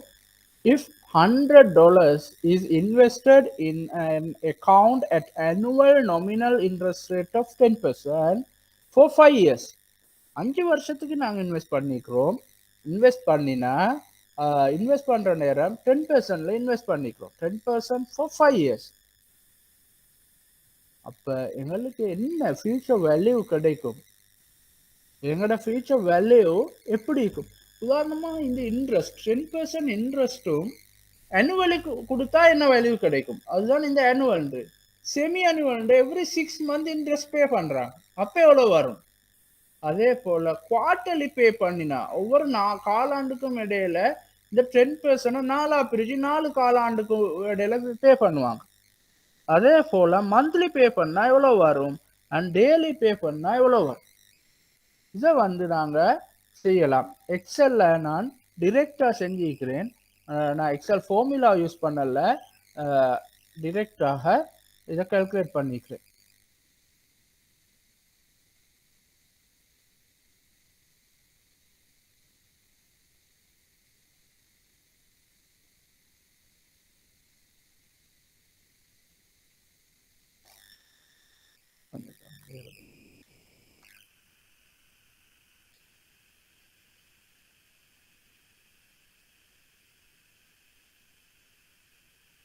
இது நான் பார்த்த ஈஸியான எக்ஸாம்பிள் வந்து நான் இதை செய்யலை. டைம் வேல்யூ ஆஃப் மணியில் அடுத்தது நான் பார்ப்போம். இப்போ நான் பார்த்த இந்த உதாரணத்தை பார்த்தோம்னா எங்களுக்கு தெரியும். இதான் உதாரணம். 100 rupees இன்வெஸ்ட் பண்ணப்பட்டிருக்குது. அந்த 100 rupees இன்வெஸ்ட் பண்ணப்பட்டா அது வந்து ஆனுவலி பே பண்ணா எங்களுக்கு எவ்வளவு வரும்? 5 இயர்ஸ்ல எங்களோட இன்வெஸ்ட்மெண்ட் எவ்வளவு ஆயிருக்கும்? அதுதான் நான் இங்கே கால்குலேட் பண்ணிக்கிறேன். திரும்ப ஒரு செஞ்சு காட்டலாம். எனக்கு உதாரணமாக நாங்கள் இங்கே இன்வெஸ்ட் பண்ணுறோம். இதை எங்களோட ஃபார்முலா ஃபியூச்சர் வேல்யூவை நாங்கள் காண போகிறோம். ஃபியூச்சர் வேல்யூ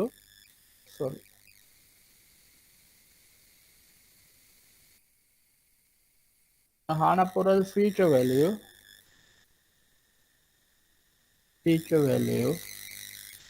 ஈக்குவல் ஃபியூச்சர் வேல்யூவை காண போகிற நேரம் ப்ரெசன்ட் வேல்யூ இப்போ அதோட வேல்யூ வந்து நாங்கள் இன்வெஸ்ட் பண்ண போகிற அமௌண்ட் வந்து 100 equal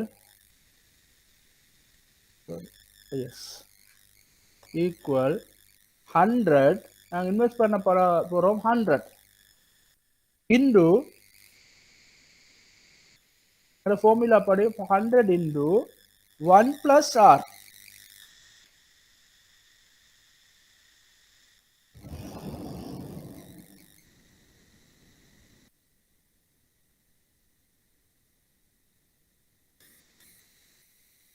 one plus R.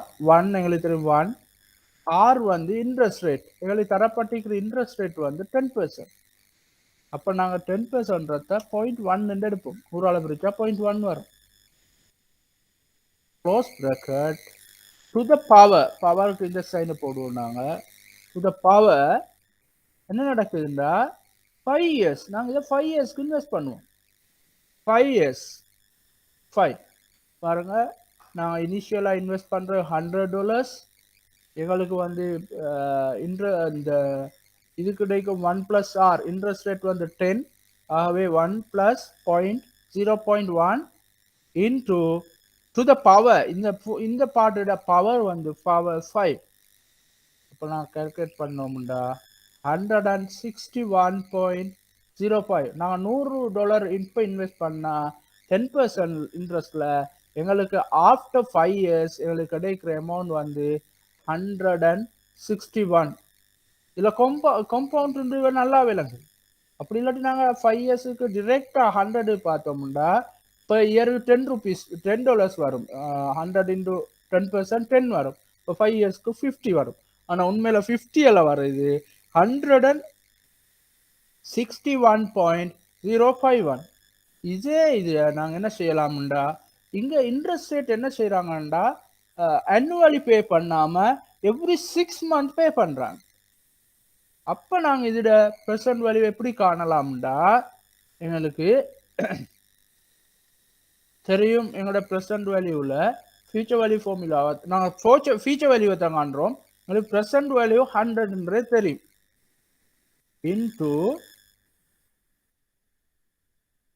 Into within bracket 1 plus R. 1 தெரியும், 1 பிளஸ் ஆர். இன்ட்ரெஸ்ட் ரேட் வந்து 10%. 10% வந்து annual interest rate. annual interest ரேட்டுண்டா எவ்ரி 6 month அவங்க பே பண்ணுவாங்க. 0.1, 10% 0.1 டிவைடட் பை 2, அந்த அரைவாசி தான் பே பண்ணுவாங்க.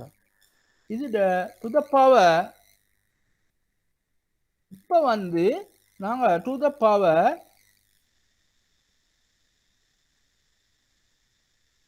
பவர் எங்களுக்கு தெரியும் number of years 5, number of years 5 அல்லது number of interest paying period 5 அப்படியும் எடுக்கலாம் தானே. இப்போ நாங்கள் இங்கே வந்து பை அனுவலி பே பண்ணுறோம்டா இன்ட்ரெஸ்ட்.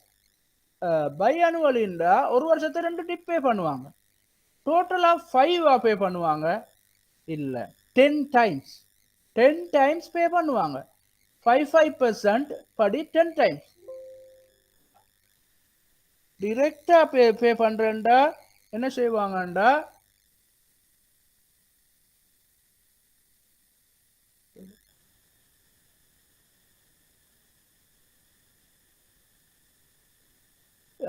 டிரெக்டா பே பண்றேன்டா 10% எவ்ரி இயர் பே பண்ணுவாங்க.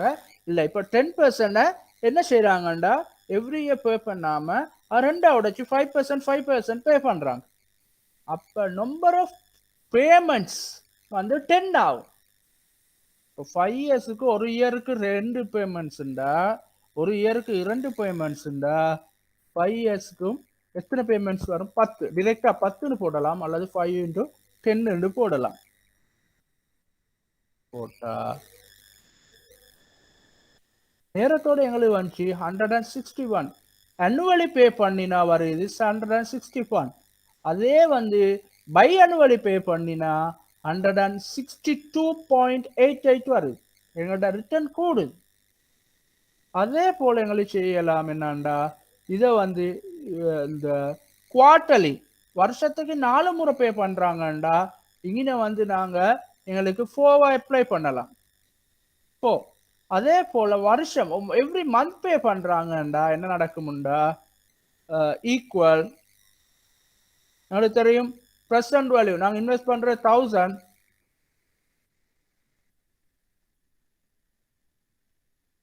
into within bracket 1 plus 0.1 10%. இது வந்து எவ்ரி மந்த் பே பண்றாங்க. அப்போ ஒரு வருஷத்தை 12 months divided by 12 10%ஐயும் எவ்ரி மந்த்துக்கும் மந்த்லி பே பண்ணுவாங்க. அப்ப divided by 12 into to the power 5 yearsக்கும் எத்தனை 12 months இருக்குது 5 into 12 இப்படி 12 இன்ஸ்டால்மெண்ட்ல பே பண்ணுவாங்க அந்த இன்ட்ரெஸ்ட்டை 12 இன்ஸ்டால்மெண்ட்ல பே பண்ணுவாங்க. அப்ப என்ன நடக்கும்டா எங்கட நாங்க இதை வந்து annually கிடைச்சேன்டா எங்களுக்கு வர ரிட்டர்ன் வந்து டோட்டலா 5 years முடிஞ்சு 161 ஆயிக்கும். இதே வந்து பை annual 6 மாசத்துக்கு ஒரு எங்களுக்கு கிடைக்கும் வர அமௌண்ட் வந்து 162 ஆயிக்கும். அதே போல இந்த அமௌண்ட் எவ்ரி மந்த் எங்களுக்கு இன்ட்ரெஸ்ட் பே பண்ணும்டா இந்த இன்ட்ரெஸ்ட 10% பிரிச்சு 12 சமனாக பிரிச்சு பே பண்ணினா அதன் அடிப்படையில் 5 years ஆறு நேரம் எங்களோட இன்வெஸ்ட்மெண்ட் வந்து 164.53 ஆகும். அதே போல டெய்லி வார நேரம் எங்கள் நாங்கள் இந்த இன்ட்ரெஸ்ட் ரேட்டை பிரிக்கணும் 365 இன்ட்டு அதே ஃபார்முலாவை எங்களுக்கு அப்ளை பண்ணி அதை கால்குலேட் பண்ணலாம். டெய்லியும் கால்குலேட் பண்ணலாம். ஆகவே எங்களோட பே பண்ணுற தவணை கூட கூட எங்களுக்கு கிடைக்கிற இன்ட்ரெஸ்ட் ரேட் அளவு வந்து கூடிக்கொண்டு போகிற இதை காணலாம். அந்த பெருமதி கூடுதலாக காணப்படும். ஆகவே நாங்கள் எவ்ரி மந்த் திரும்ப அந்த கிடைக்கிற தொகையை நாங்கள் ரீஇன்வெஸ்ட் பண்ணுற நேரம் இவ்வாறான ரிட்டர்ன் உண்டை எங்களுக்கு பெற்றுக்கொள்ள இயலும். ஓகே நான் நினைக்கிறேன் அது விளங்கிக்க முடியும் உங்களுக்கு. இதுல எதுவும் விளங்க இல்லைன்னா அவங்களுக்கு கேட்கலாம். உங்களுக்கு விளங்கல்ல இருந்தால் கேட்கலாம்.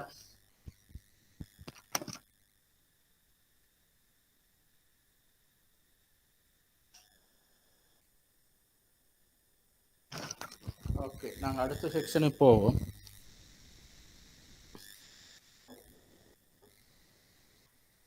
அடுத்தது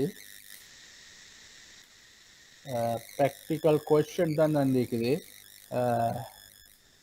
இதில் ஒன்றும் தந்தில்லை. What's would be the future value of 1000 be after 5 years 10% compound interest rate நாங்கள் பார்த்துட்டோம்.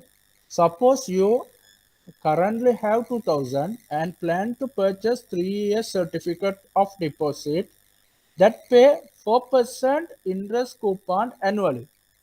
இதுவும் அதே ஃபார்முலா தான். How much will you have when the CD mature? அந்த CD அந்த certificate of deposit mature ஆகிற நேரம் உங்களுக்கு எவ்வளவு கிடைக்கும்ன்றதுக்கு நீங்க போட வேண்டிய அதே ஃபார்முலா இங்க annual payment இன்ட்ரெஸ்ட் தந்திக்குது 2000 எங்களோட present value into 1 plus I 1 plus 0.3 4% interest rate 4 0.04 1 plus 0.04 to the power 3 அப்போ அப்ளை பண்ணீங்கடா இதே அமௌண்ட் உங்களுக்கு வரும். அதே போல company sales in 2005 were 100 million. If sales grow 8%, what will be the 10-year later? After 10 year எப்படி இருக்கும்? ஒரு வருஷத்துக்கு 10% grow ஆறேன்டா எவ்வளோ சேல்ஸ் இருக்கும். அதே போல how much would you want grow 5% per year to worth 100 years? இது வந்து எங்களுக்கு ஈஸியாக கால்குலேட் பண்ணலாம். ஒரு 100 வருஷம் போற நேரத்துக்கு இது எவ்வளவு மாறி செஞ்சு பாருங்க. அதே ஃபார்முலா தான் இதுல ஒரு சிக்கலும் இல்லை கால்குலேட் பண்றதுல. ப்ரெசன்ட் வேல்யூ நாங்க இவ்வளவு நேரம் பார்த்தது ஃபியூச்சர் வேல்யூ. நாங்க இன்வெஸ்ட் பண்ணா மொத்தமா எங்களுக்கு எவ்வளவு கிடைக்கும். ப்ரெசன்ட் வேல்யூண்டா என்ன? ப்ரெசன்ட் வேல்யூண்டா இந்திய பெருமதியில எவ்வளவு கிடைக்கும் எங்களுக்கு. நாங்க இன்வெஸ்ட் பண்ணினது இந்த இட பெறுமதியில எவ்வளவு கிடைக்கும். In many ways, the present value is just the opposite of future value. இது இந்த future value ஓட opposite side. Instead of compounding a value of forward, you discount it back. நாங்க future value பார்க்குற நேரம் compound பண்ணினோம். compound பண்ணித்தான் future value பார்த்தோம். present value பார்க்குற நேரம் நாங்க டிஸ்கவுண்ட் பண்ணுவோம். கம்பவுண்ட் பண்ண மாட்டோம், டிஸ்கவுண்ட் பண்ணுவோம். if you know the present value, you can compound to find the future value. எங்களுக்கு present value தெரியும்டா அதை கம்பவுண்ட் பண்ணா future value வரும்ன்றத நாங்க பார்த்தோம். while if you know the future value, you can discount to find the present value. Show the formula with different periods. இது வந்து மாறுபட்ட இதுகளோட பீரியடோட எங்களுக்கு ஃபார்முலா போட்டு இதை பார்க்கலாம். ஆகவே நாங்கள் இதை செஞ்சு பார்க்குற நேரம் ஈஸியாக விளங்கலாம்.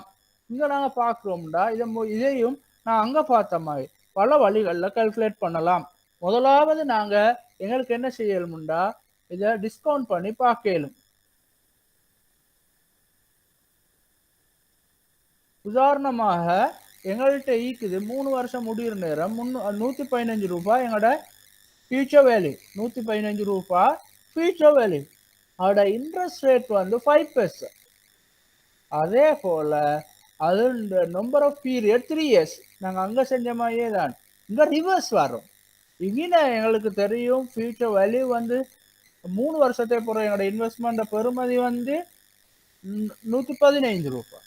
அதே இன்வெஸ்ட்மெண்ட் 2 வருஷத்துல பெறுமதி 2 வருஷம் ஆயிக்கோட பெறுமதி 110.25. அது 1 year ஆயிக்கிற நேரம் ஆஃப்டர் 1 year அந்த இன்வெஸ்ட்மெண்ட் 105. ஆகவே இனிஷியல் இன்வெஸ்ட்மெண்ட் வாஸ் 100. ஆகவே நாங்கள் இதை பார்த்தோம்டா ப்ரெசன்ட் வேல்யூவை பார்க்குற நேரம் அந்த ஃபார்முலாவை நாங்கள் என்ன செய்வோம்டா ஃபார்முலால சின்ன மாற்றம் கொண்டு வரும். ஃபியூச்சர் வேல்யூக்கு நாங்கள் பார்த்தோம் present value into 1 + r to the power n. For present value, the formula will change future value divided by n plus r I n 1 plus I to the power n. n என்றது அதாவது 1 plus interest rate to the power n. அப்ப எங்களுக்கு தெரியும் எங்களுக்கு இன வந்து future value தரப்பட்டிருக்குது 115.76. அதை நாங்கள் டிவைட் பண்றோம் 1 plus 0.5%. 5. ஆகவே 1.05 to the power 3 எங்களுக்கு 100 என்ற ஆன்சர் வரும். இது இப்படி எங்களுக்கு மேனுவலா பார்க்கலாம். அதே நேரம் கால்குலேட்டருக்கு இந்த நம்பர் ஆஃப் பீரியட் இன்ட்ரெஸ்ட் பைய அடுத்த ப்ரெசன்ட் வேல்யூ பிஎம்டி இடையில பேமெண்ட்டுக்கு பார்க்குறேன். அடுத்தது ஃபியூச்சர் வேல்யூ எங்களுக்கு ஃபியூச்சர் வேல்யூ என்ன பண்ணால் இந்த 100 கால்குலேட் பண்ணலாம். அதே போல் எக்ஸல் ஷீட்லையும் எங்களுக்கு இதை கால்குலேட் பண்ணலாம். எப்பயுமே நாங்கள் டிஸ்கவுண்ட் பண்ணி பார்த்தா ஒரு கிராஃப்ல வரைஞ்சோம்டா நாங்கள் 1 ரூபீஸை இன்வெஸ்ட் பண்ணினோம்டா $1 இன்வெஸ்ட் பண்ணோம்டா 0% இன்ட்ரெஸ்டா இருந்தா அதுண்ட பெருமதி மாறாம எப்பயுமே 0% டிஸ்கவுண்டிங் ஃபேக்டர்னு நாங்கள் அதை எடுப்போம். 0வாக காணப்படுற நேரம் அது வந்து 1ஆகவே காணப்படும். அதே நேரம் எங்களுக்கு தெரியும் நான் 1 ரூபீஸை இன்றைக்கு இன்வெஸ்ட் பண்ணோம்டா ஆஃப்டர் 10 years அந்த 1 ரூபீஸ்ல பெருமதி குறைஞ்சு கொண்டே வரும். 5% அந்த குறைகிற வேகம் குறைவாகிக்கும், ஆனால் குறைஞ்சு கொண்டே வரும். 10% 5% விட வேகமாக குறைஞ்சு கொண்டு வரும். அதே போல 1% அதை விட வேகமாக அந்த ப்ரெசன்ட் வேல்யூ குறையும். எங்களுக்கு அந்த டிஸ்கவுண்டிங் ஃபேக்டர் இன்ட்ரெஸ்ட் ரேட்டாக 20% தரப்பட்டா குயிக்காக அந்த இன்வெஸ்ட்மெண்ட் குறைவடைந்து போறத நாங்க காணலாம். அவரோட இன்வெஸ்ட்மெண்ட் பெருமதி குறைவடைந்து சொல்றத நாங்க காணலாம். ரைட். சப்போஸ்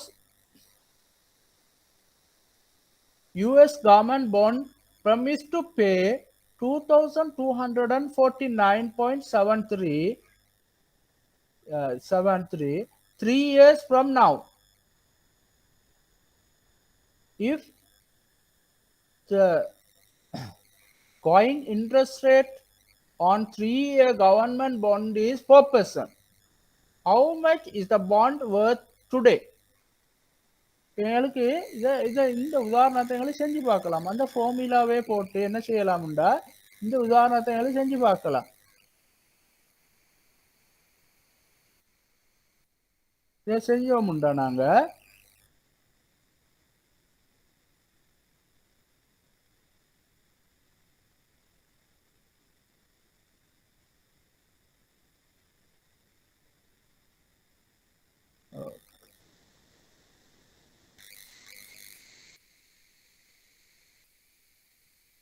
எங்களுக்கு தரப்பட்ட ஃபார்முலா இதுதான்.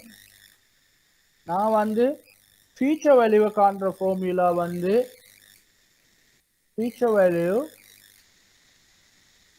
Equal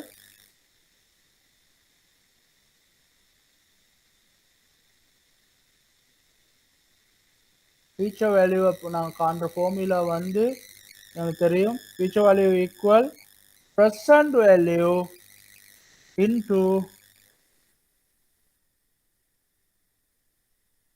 1 plus I interest rate to the power n number of years.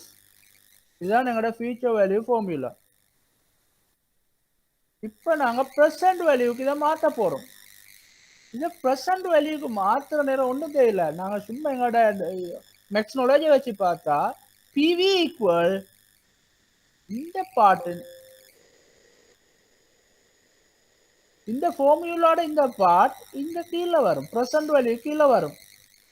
இப்போ நாங்கள் ப்ரெசன்ட் வேல்யூவை பார்த்தோம்டா ஃபியூச்சர் வேல்யூ கீழே வரும். Present value equal future value divided by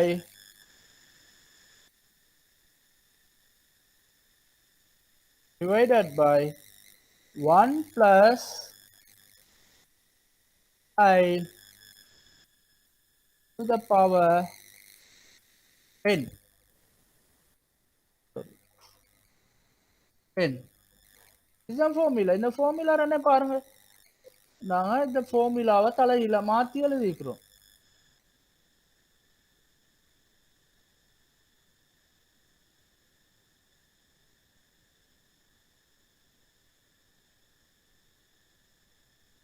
இதுதான் ஃபார்முலா. நேரத்தோட ஃபியூச்சர் வேல்யூ ஃபார்முலாவை நான் பார்த்தோம். Future value formula F equal PV into 1 plus I to the power n number of period. இப்போ வந்து ப்ரெசன்ட் வேல்யூக்கு என்ன செஞ்சுக்கிறோம்டா இது ஈக்குவல் இதை எப்படியே வச்சுட்டு இதை இதுக்கு கீழே கொண்டு வந்துக்கிறோம். FV divided by 1 plus I to the power n. இப்போ எங்களுக்கு பார்க்கலும் ஈக்குவல் எனக்கு தெரியும் ஃபியூச்சர் வேல்யூ வந்து 2249.73 divided by 1 plus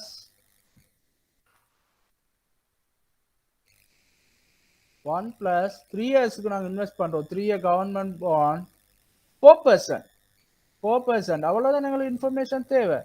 4% படி 3 yearsக்கு நாங்கள் இன்வெஸ்ட் பண்ணுறோம். 1 plus 4%. 4%த்தை நாங்கள் எழுதுவோம் 0.04 to the power number of years 3. Number of years 3. அப்ப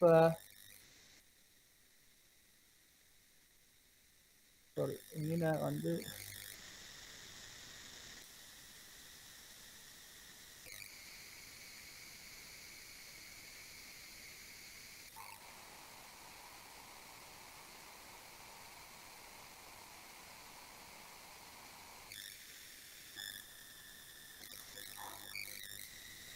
மிஸ்டேக் வந்தது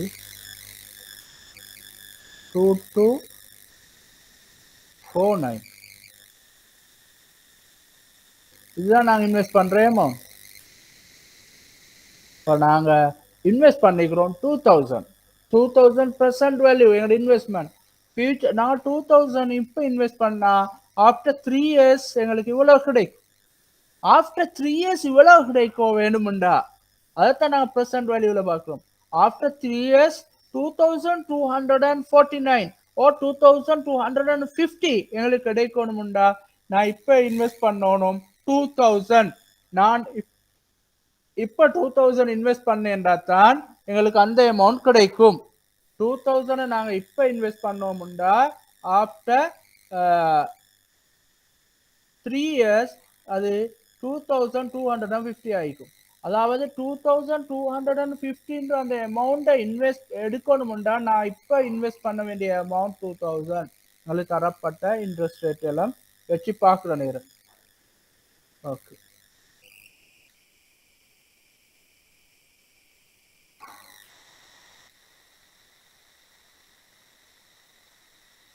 இப்போ எங்களுக்கு அடுத்த உதாரணங்களும் இதே போல தான். How would you answer the change in the bond matured 5 years rather than 3 years? இப்போ எங்களுக்கு தந்திக்கிறேன்னாண்டா இந்த பொண்ட் வந்து இங்கே வந்து 3 இயர்ஸ்ன்னு தந்தி 3 இயர்ஸில் மெச்சூர் ஆகுன்னு தந்திக்கு 3 இயர் கவர்மெண்ட் பொண்ட். அதே பொண்டை 5 இயர்ஸ்ண்டா எவ்வளோ அதுதான் எங்களுக்கு தரப்பட்டிருக்குது. அப்படி இல்லாட்டி இங்கே ஒரு உதாரணம் தந்திக்குது. How much would you $1 million due in 100 years be worth today with the discount rate of 5? இப்போ உங்களுக்கு ஆஃப்டர் நீங்கள் இப்போ எவ்வளோ இன்வெஸ்ட் பண்ணினா இன்னும் 100 வருஷத்துல உங்களுக்கு 1 மில்லியனாக மாறும். இதுதான் இந்த கேள்வி. நீங்க இப்போ எவ்வளோ இன்வெஸ்ட் பண்றீங்கடா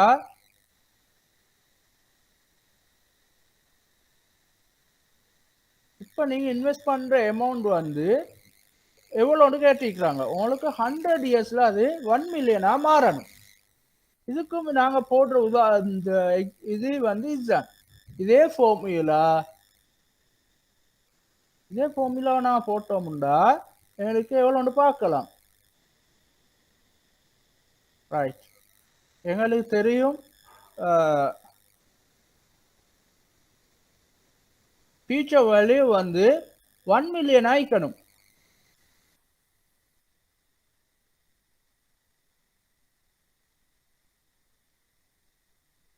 $1 million future value ஆகிக்கிறதுக்கு 1 million divided by future value 1 million divided by 1 plus 5% interest rate 1 plus 0.05 நாங்கள் 5% 100 பிரிச்சா 1 plus 0.05 to the power 1 plus 0.05 to the power 100 years. 100 years.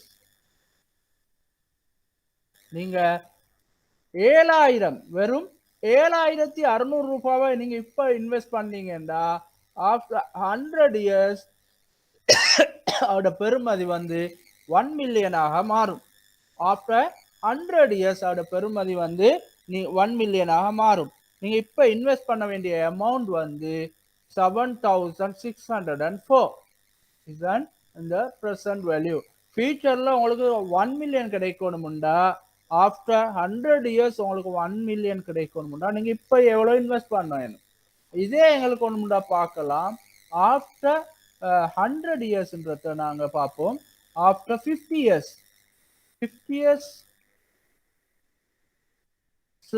1 million கிடைக்கணும்டா நாங்க இன்வெஸ்ட் பண்ணணும் 87,000 ரூபாய். 87,000 ரூபாய் இப்ப இன்வெஸ்ட் பண்ணோம்டா ஆஃப்டர் 1 இயர் எங்களுக்கு கிடைக்கும் 1 மில்லியன். அதே போல எங்களுக்கு தெரியும் எங்களுக்கு இன்னொன்று மாற்றி பார்க்கலாம். நாங்க யோசிப்போம் 25 இயர்ஸ் நாங்க இப்ப எங்களோட சின்ன பிள்ளைகளுக்கு ஒரு டிபாசிட் போடுறோம், அது 1 மில்லியனா மாறணும் உண்டா 20 இயர்ஸ்ல நாங்க யோசிப்போம். 20 இயர்ஸ்ல எங்களோட பிள்ளை நான் சின்ன பிறந்த உடனே போடுறோம், போட்டா ஆஃப்டர் 20 இயர்ஸ் எங்களோட குழந்தையோட டிபாசிட் எவ்வளவு ஆயிக்கும்? 5% நாங்க 1 மில்லியன் போடணும்டா எடுக்கணும்டா 376,000 நீங்க இன்வெஸ்ட் பண்ணணும். அது 1 மில்லியனாக மாறும் 5% வார நேரம்.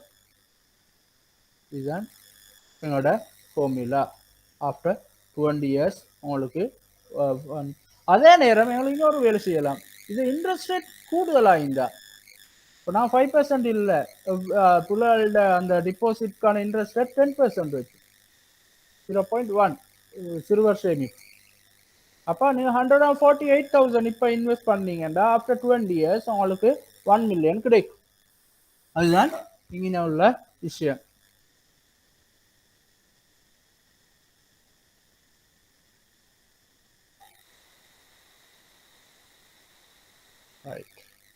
ப்ரெசன்டேஷன் வருவோம். இது அடுத்த எக்ஸாம்பிளும் அது மாதிரியான ஒரு எக்ஸாம்பிள் தான், உங்களுக்கு செஞ்சு பார்க்கலாம்.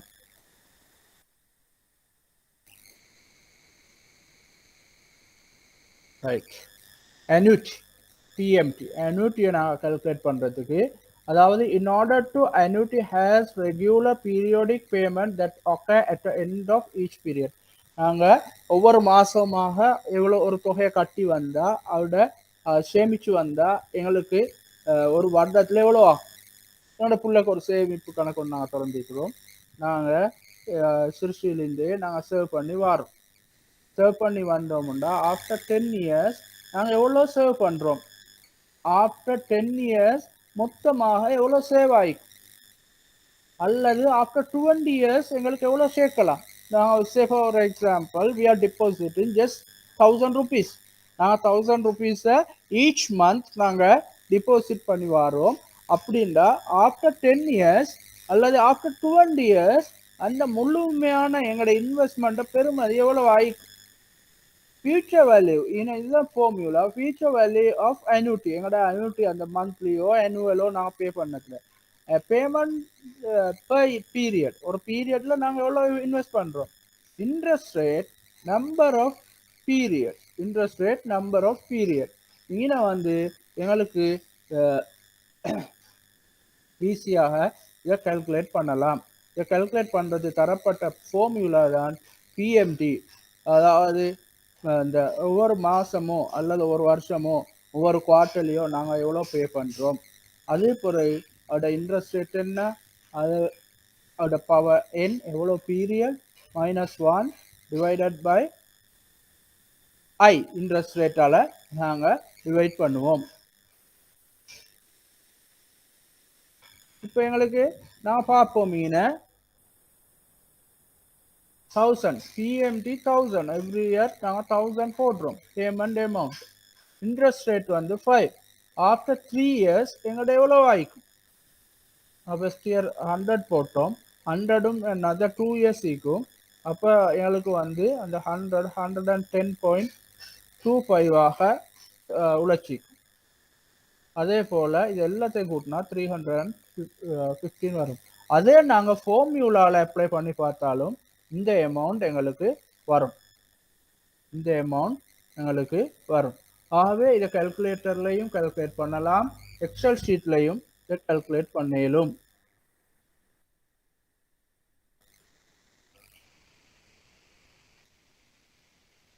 அது அன்யூட்டி பேமெண்ட்டை ப்ரெசன்ட் வேல்யூவையும் எங்களுக்கு கால்குலேட் பண்ணி பார்க்கலாம்.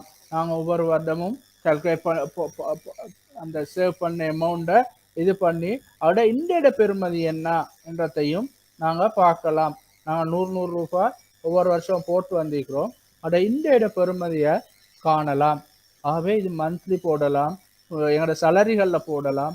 அதனூடாக நாங்கள் எவ்வளோ சேவ் பண்ணிக்கிறோம்ன்றத ஃபியூச்சர் வேல்யூவில் பார்க்கலாம்.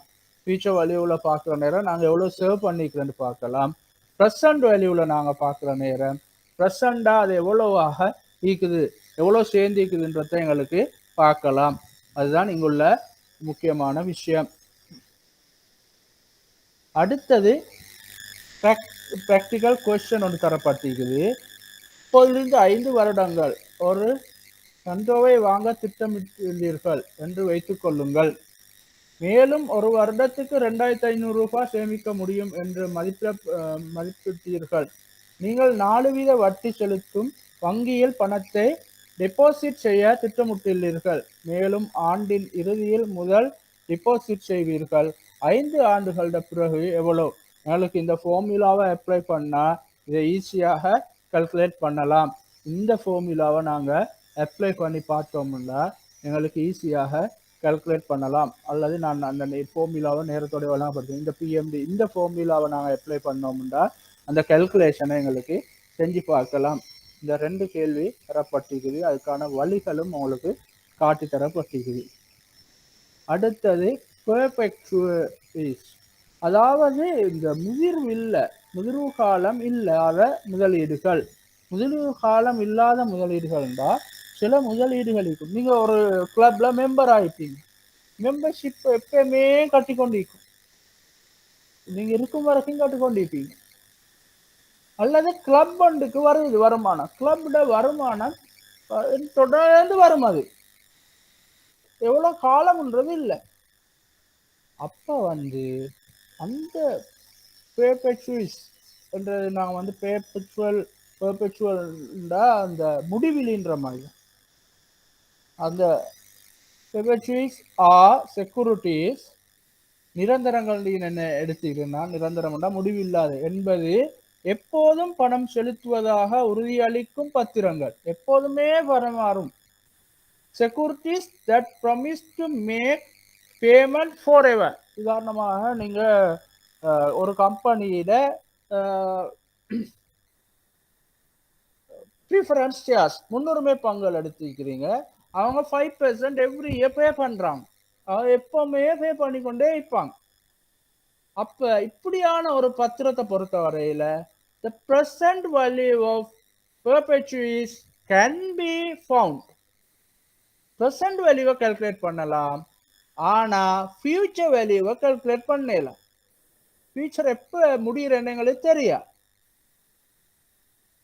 Note that we cannot calculate future value of perpetuals because since payment go on forever, எப்பவுமே பேமெண்ட் பேய்த்து கொண்டே, this value would be infinity, அது முடிவிலி. ஆகவே large and that's meaningless, அத பெரிய அமௌண்டா வரும், அது மீனிங்லெஸ். ஆகவே நாங்க ஒரு இதை பொறுத்த வரையில ஒரு பெர்பெச்சுவல்ஸை பொறுத்த வரையில அதோட பிரசன்ட் வேல்யூவை கால்குலேட் பண்ணலாம், பட் ஃபியூச்சர் வேல்யூவை கால்குலேட் பண்ணலாம். பிரசன்ட் வேல்யூவை கால்குலேட் பண்றதும் எந்த பிரச்சனையும் இல்லை, வெரி ஈஸி. கேஷ் ஃப்ளோ, என்னோட கேஷ் ஃப்ளோ எவ்வளோ? என்னோட கேஷ் ஃப்ளோ 25 இங்க தரப்பட்ட உதாரணத்துல. Consider British Council that paid $5 annual payment. ஒரு வருஷமும் $25 பே பண்ணுது. The interest rate are 5.2%.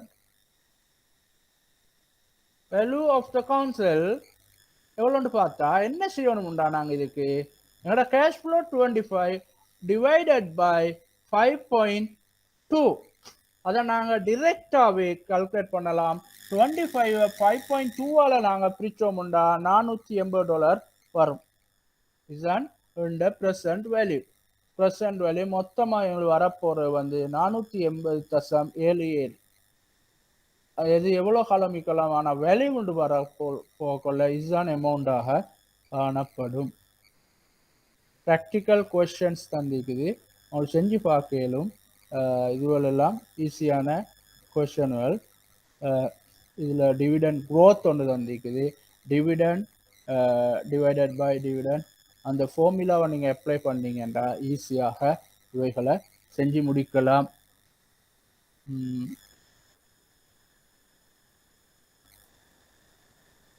இதெல்லாம் கொஸ்டினாக இருக்குது. இதோட இந்த ஏரியா முடியுது. இதில் எதுவும் உங்களுக்கு டவுட் இருக்கிறேன்டா கேட்கலாம், அப்படி இல்லைண்டா நாங்கள் இந்த செஷனை முடிக்கலாம்.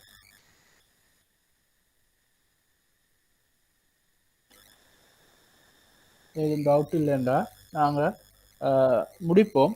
இது பிறகு நீங்கள் இந்த கொஞ்சம் ப்ராக்டிஸ் பண்ணி பாருங்க. இப்படி எதுவும் டவுட் வந்தால் கேளுங்க. அது அவ்வளோ கஷ்டமானது அல்ல. ஆனால் இது நிறைய இடத்துல அப்ளை ஆகும். ப்ரெசன்ட் வேல்யூ ஃபியூச்சர் வேல்யூன்றது எங்களோட டே டு டே லைஃப்பில் சில டிசிஷன்கள் எங்களுக்கு அப்ளை ஆகும். நாங்கள் சில டிசிஷன்கள் எடுக்கிற நேரம் நாங்கள் பெரிய தொகைன்றதை விட சரியாக ரஷனலாக முடிவு எடுக்கிற நேரம் ப்ரெசன்ட் வேல்யூ என்ன ஃபியூச்சர் வேல்யூ என்னன்றதெல்லாம் பார்த்து நாங்கள் முடிவு எடுக்கிறது நல்ல இன்வெஸ்ட்மெண்ட் தொடர்பான விடயங்களில் நாங்கள் கையாளுற நேரம். உதாரணமாக நாங்கள் பிள்ளைகளுக்கு சேவ் பண்ணுவோம். எவ்ரி மந்த் நாங்கள் சேவ் பண்ண என்னோட ஃபியூச்சர் வேல்யூவை பார்த்தா பெரிய ஒரு அமௌண்ட் ஆகிக்கும். உண்மையோட ப்ரெசன்ட் வேல்யூ அல்லது அவன்ட சரியாக ரஷனலாக சொல்கிறேன்டா பர்ச்சேசிங் பவரை பார்த்தா சில நேரம் நாங்கள் சேவ் பண்ண அநியாயமானு யோசிக்கலாம். நான் அநியாயம்னு சொல்லலை. அதை நாங்கள் வந்து கால்குலேட் பண்ணி தான் பார்க்கணும். இன்ஃப்ளேஷன் இப்படியான விஷயங்களோட நாங்கள் கன்சிடர் பண்ணி பார்க்குற நேரம் தான் எங்களுக்கு விளங்கும் அது வேர்த்தா இல்லையான்னு.